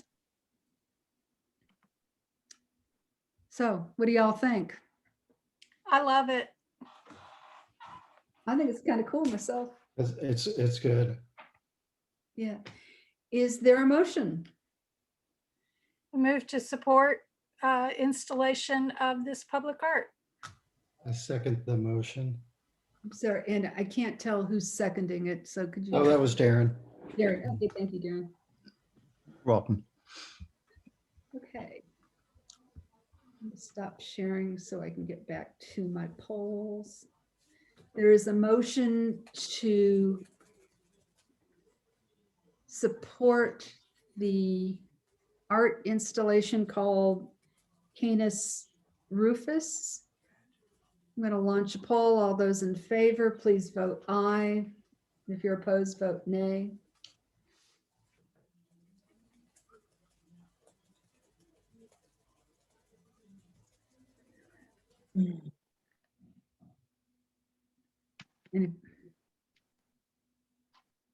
Okay, 4 seconds. I'm going to end the poll by a vote of 10 in favor, none opposed, and 1 abstention. The motion carries. All righty.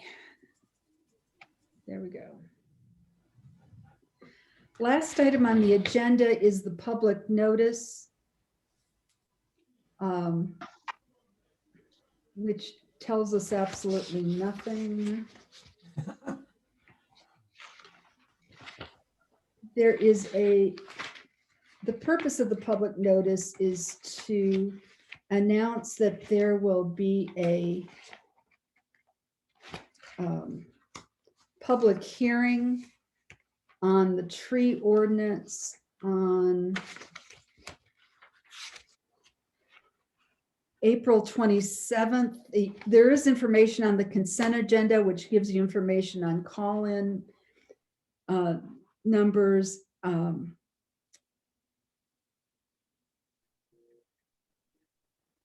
As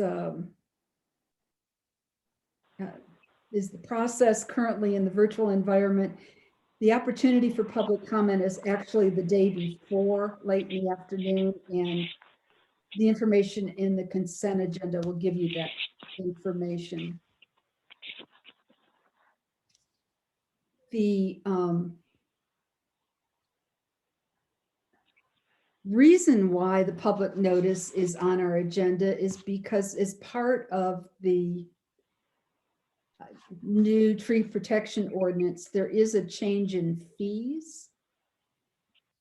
The current fee for recompense is being increased to $240, I believe. I read all of this from the current. I've lost my notes. And so first of all, before we have any other comments, does anyone want to say anything about the fee increasing to $240 per square, what is it? Diameter inch. Any issues with increasing the fees? I didn't think anybody did. Okay. Yeah, Only that it's probably not enough. yeah. The in order to come up with this number, they looked at recent city contract prices for replacement tree planting. There were, I think, 12 that they looked at. They ranged from $240 cost per tree to $1,908. They did an average, and it, after taking out the high and the low, and it averaged out to $240. So, Which is not any sort of disincentive to cutting down a tree. no, and there's in the new tree protection ordinance, and someone that may know the ordinance better than I, apparently if someone takes out a tree and it's been approved to be removed, they don't have to pay the full recompense. Right. So the whole thing is done. Other than not being enough, is there any other comments on the fee?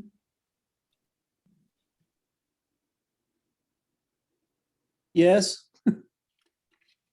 Oh, and who was that? Did you raise your hand? Matt? Yes, he did, Matt. So in my professional experience in dealing with the tree ordinance, the city actually has currently one of the more straightforward tree ordinances that there is. You know, it's harder to take down a tree in the city of Atlanta than it is DeKalb County, or to permit the removal for it than in the city than in DeKalb County. But the ordinance itself is pretty straightforward, I believe. Where I feel the difficulties come in mostly is where the tree ordinance is in conflict with the stormwater green infrastructure regulations, and as we kind of alluded to earlier with the with the previous discussion about the administrative variance, is the size of the amount of impervious surface that's allowed on a lot, and that often has to do with the size of a building and how that can seem to be incongruous with the size of a lot itself. And so you're legally allowed to take down, you know, a certain amount of trees because it's within the buildable envelope, and you put up a house of a certain size, and those things are often in conflict with another. And what I don't think the new tree ordinance does, or the new proposed tree ordinance does a good job of, is taking into account stormwater infrastructure and lot coverage. And I think it is lacking there. And that's really where I would like to see the improvement in the ordinance, not so much the recompense to be paid and all that stuff. It's just a conundrum that people run into all the time. What do you mean I can't take down this tree? This is on my property. But you know, and so you get all these questions that just don't seem to, you can't make the pieces of the puzzle fit because you're working on different pieces, we're working in different puzzles. The other thing is that oftentimes with recompense payments and new tree payments, is it is often more expensive. And I actually would disagree with the city's assessment there. It's often, I find, more expensive to put in new trees than to pay recompense to the city. So it's a disincentive actually to plant trees back than to just pay recompense. Even though you are required to put back a certain amount of trees to meet density, it's often cheaper just to pay recompense than it is to just than it is to plant new trees. So those are my thoughts. Thank you. Does anyone else have any other comments?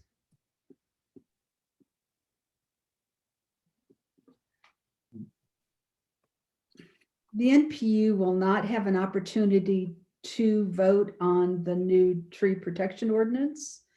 We can make comments. We could actually take a vote and then independently send it to council members to let them know how we feel about it. In that case, I would recommend that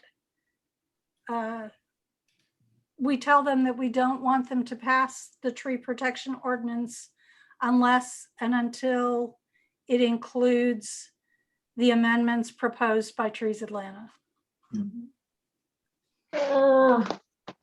Or by the Citizens Tree Commission, or I forget what their name is, but there's a citizens group that has worked since this whole process started to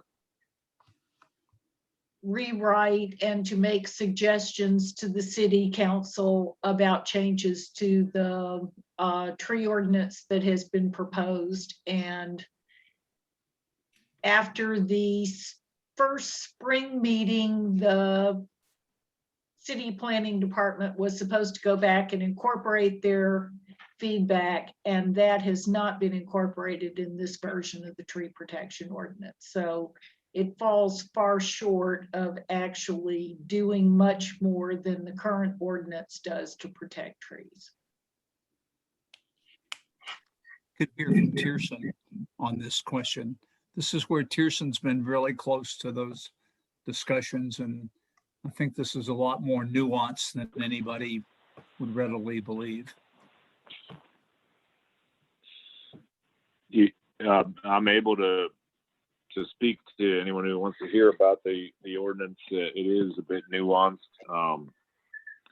I think both the citizens group and Trees Atlanta are pretty similar in their approaches, although there are some key disagreements about the preservation standards. I think I should probably point out, since I've heard a few things in the comments so far, both the citizens and the city and Trees Atlanta are, that is to say, no matter what the proposed ordinance looks like, it will have a preservation standard, meaning that we will not be relying solely on recompense fees, as a disincentive to tree removal, but that there will be an actual preservation standard for development, meaning that, you won't be able to clear as many trees as we do now.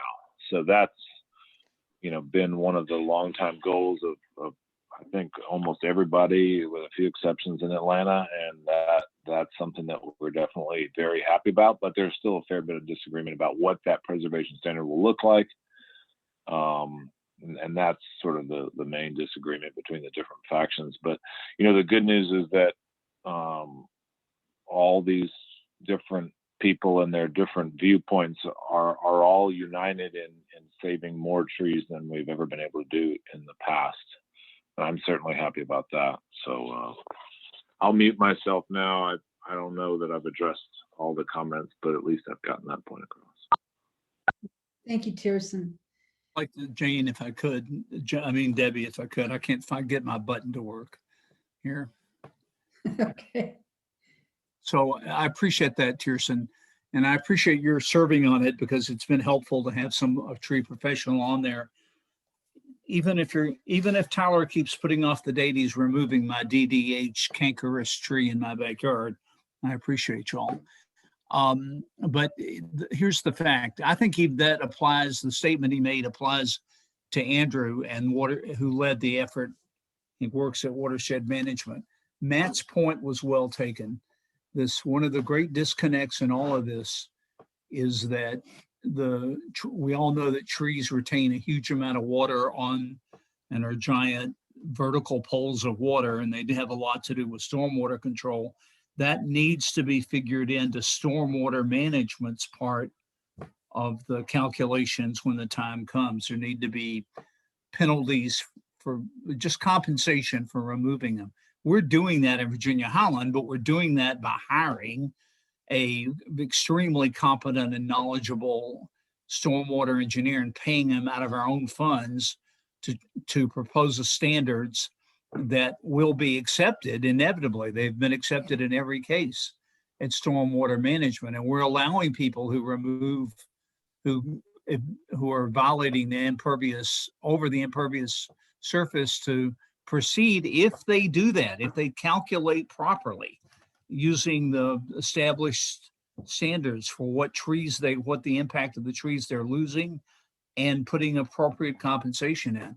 That would be great if it were in the ordinance. And I think Matt's point was well taken. But I think all of these versions are an improvement. And it is the existing ordinance isn't worth a damn. And to stand around and say that I disagree with this ordinance because of A, B, and C, I disagree with it because of E, F, and G, so we'll all vote against it. Go ahead if you like. I think the city and council members are going to give the usual weight they give to such well thought out, I'm being sarcastic, points, which is none. So I think some version of this is going to pass. And I hope that if we have 1 or 2 points, we will specifically make them, but not just be cheerleaders, rah, rah, go. The one we have now is not worth saving. Jack, based on the emails that I've received from both Trees Atlanta and from the citizens group and the phone calls that I've had, it seems to me that the ordinance that's currently being reviewed by everybody and everybody that knows anybody is a mess. And that there's 80 some amendments that are probably in some way, shape, or form are going to be considered. I would rather that the work be done to clean it up and to, reach consensus from all parties or get close to some kind of consensus before it goes to the council floor and they start picking apart bits and pieces which don't fit the puzzle pieces together in a thoughtful kind of way. But what I think you're saying is you'd rather, yes, I mean, in general, I would agree with all that too. Meanwhile, in other NPUs, which I've been listening to assiduously for months, when this topic comes up, especially in Southwest and Southeast Atlanta, there is a lot of emotion for not having a stronger tree ordinance and for great fear of trees coming down. So we have it.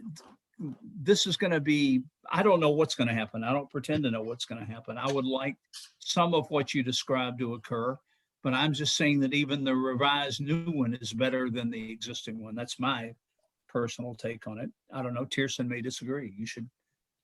He's really been in the thick of it. So I thought it's interesting to hear somebody that's sitting around the table arguing with watershed management and the planning department trying to come up with this.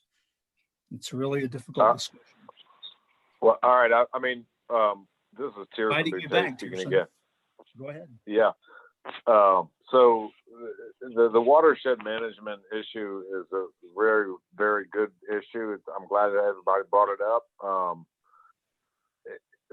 It's important to note that even though we're still discussing what the feedback loop will look like and if there can be one and if the city can process it administratively and so forth and so on, by introducing a smaller amount of disturbance, and essentially the new tree ordinance will in some cases allow you to build less impervious surface. It is just the way that it works by actually limiting some amount of development on residential lots and by limiting the amount of disturbance of the lot to a number very close to the current impervious limits, we are effectively, reducing the watershed issue. Now, with respect to the credits that may be issued to an applicant, who's looking at stormwater, that's still the subject of debate. But just looking at the big picture, like how much water are we going to retain that we potentially under development would send into the watershed, it's a step in the right direction on every front. I mean, we're going to keep more water on the land.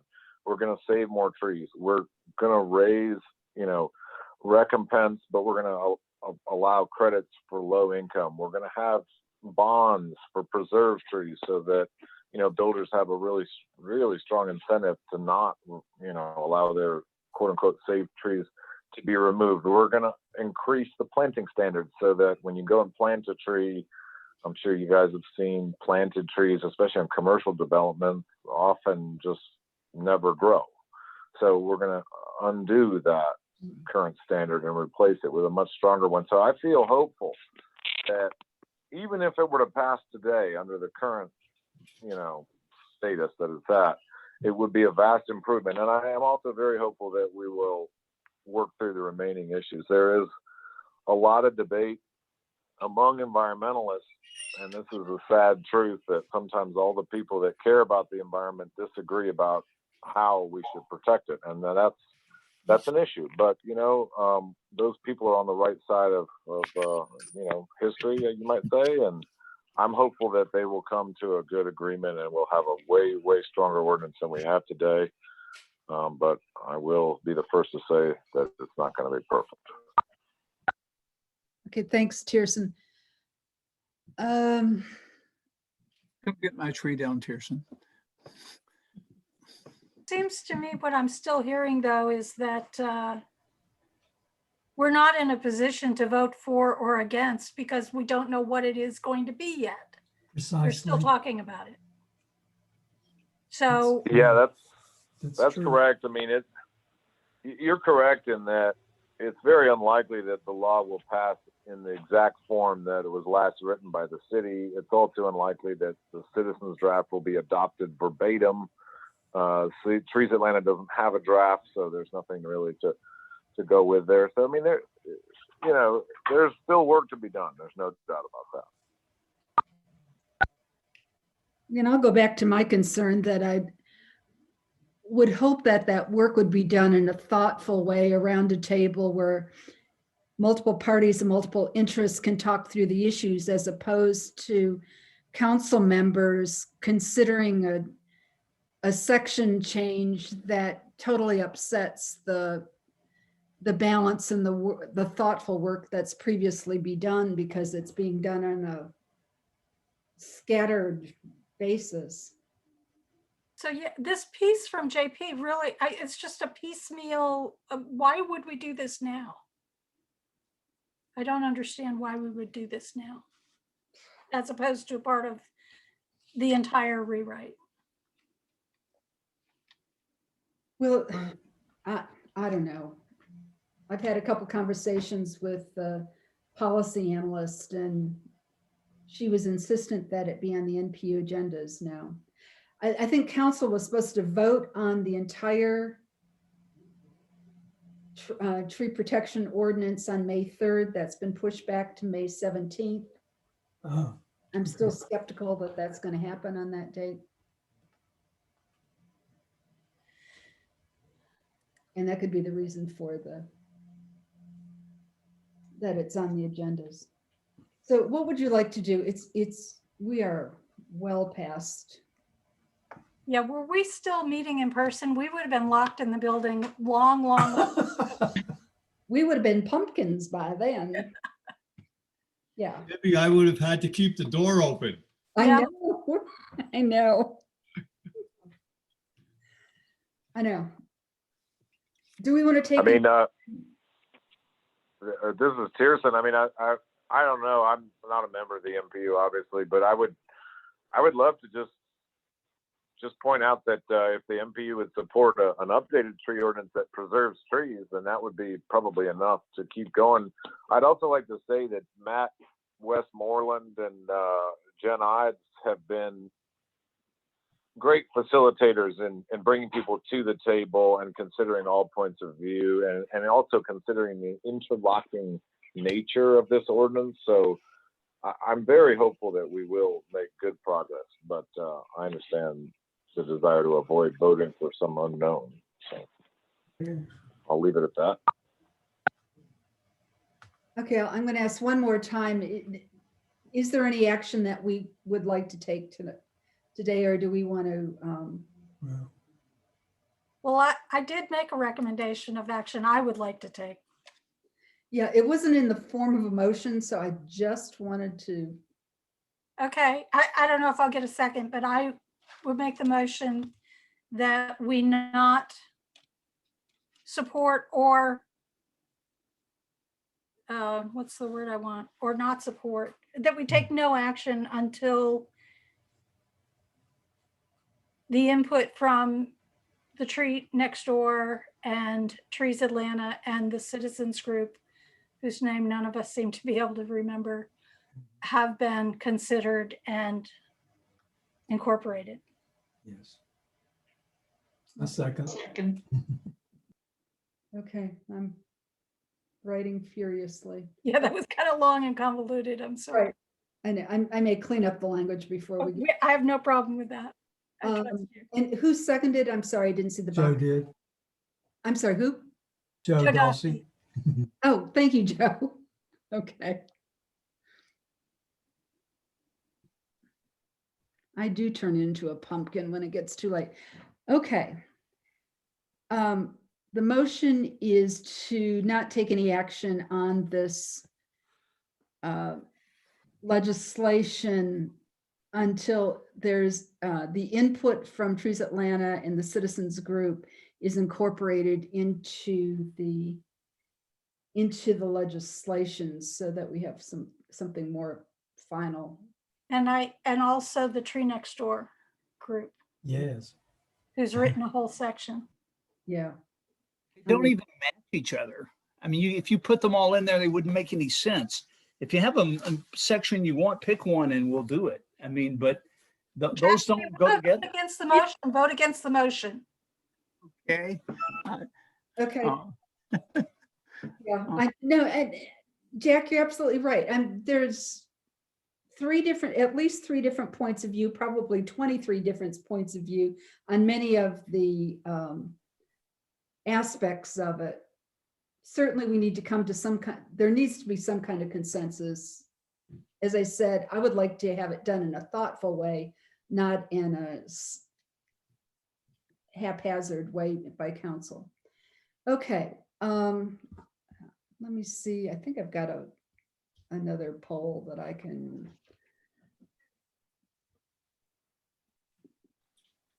Okay, I do have a poll. All right. So you've heard the motion. All those in favor, click aye, click nay if you're opposed or abstain.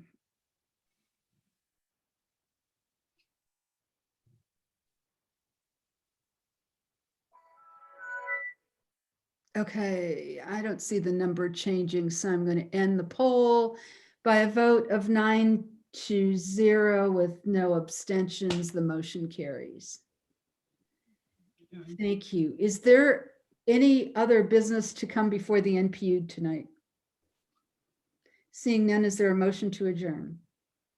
So move. Second, Jane Rollins. Okay, moved by Kay, second by Jane. All those in favor, feel free to end your meeting. Click end. You all. Wait, I want to save the chat. Oh, save the chat. Yes. Okay. I'm not closing the chat.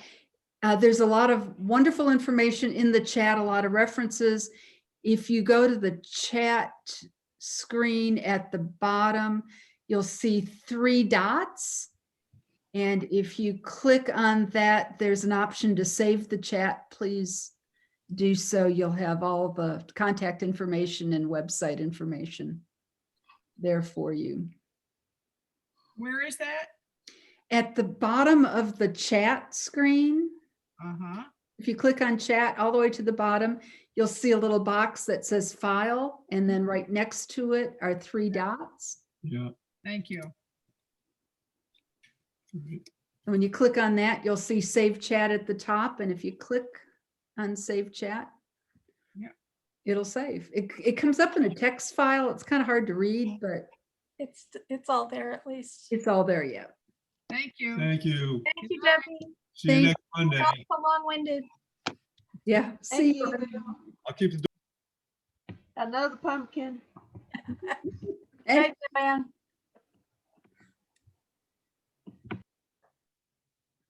Well, Keisha, how do you attend all these meetings? Holy cow.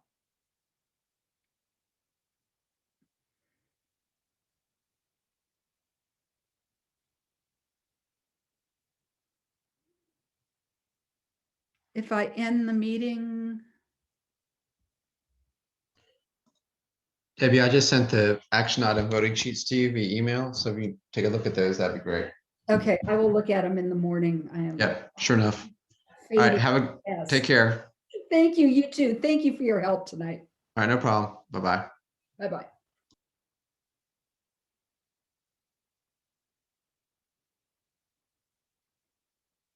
Anyone else? Okay, I'm ending the meeting.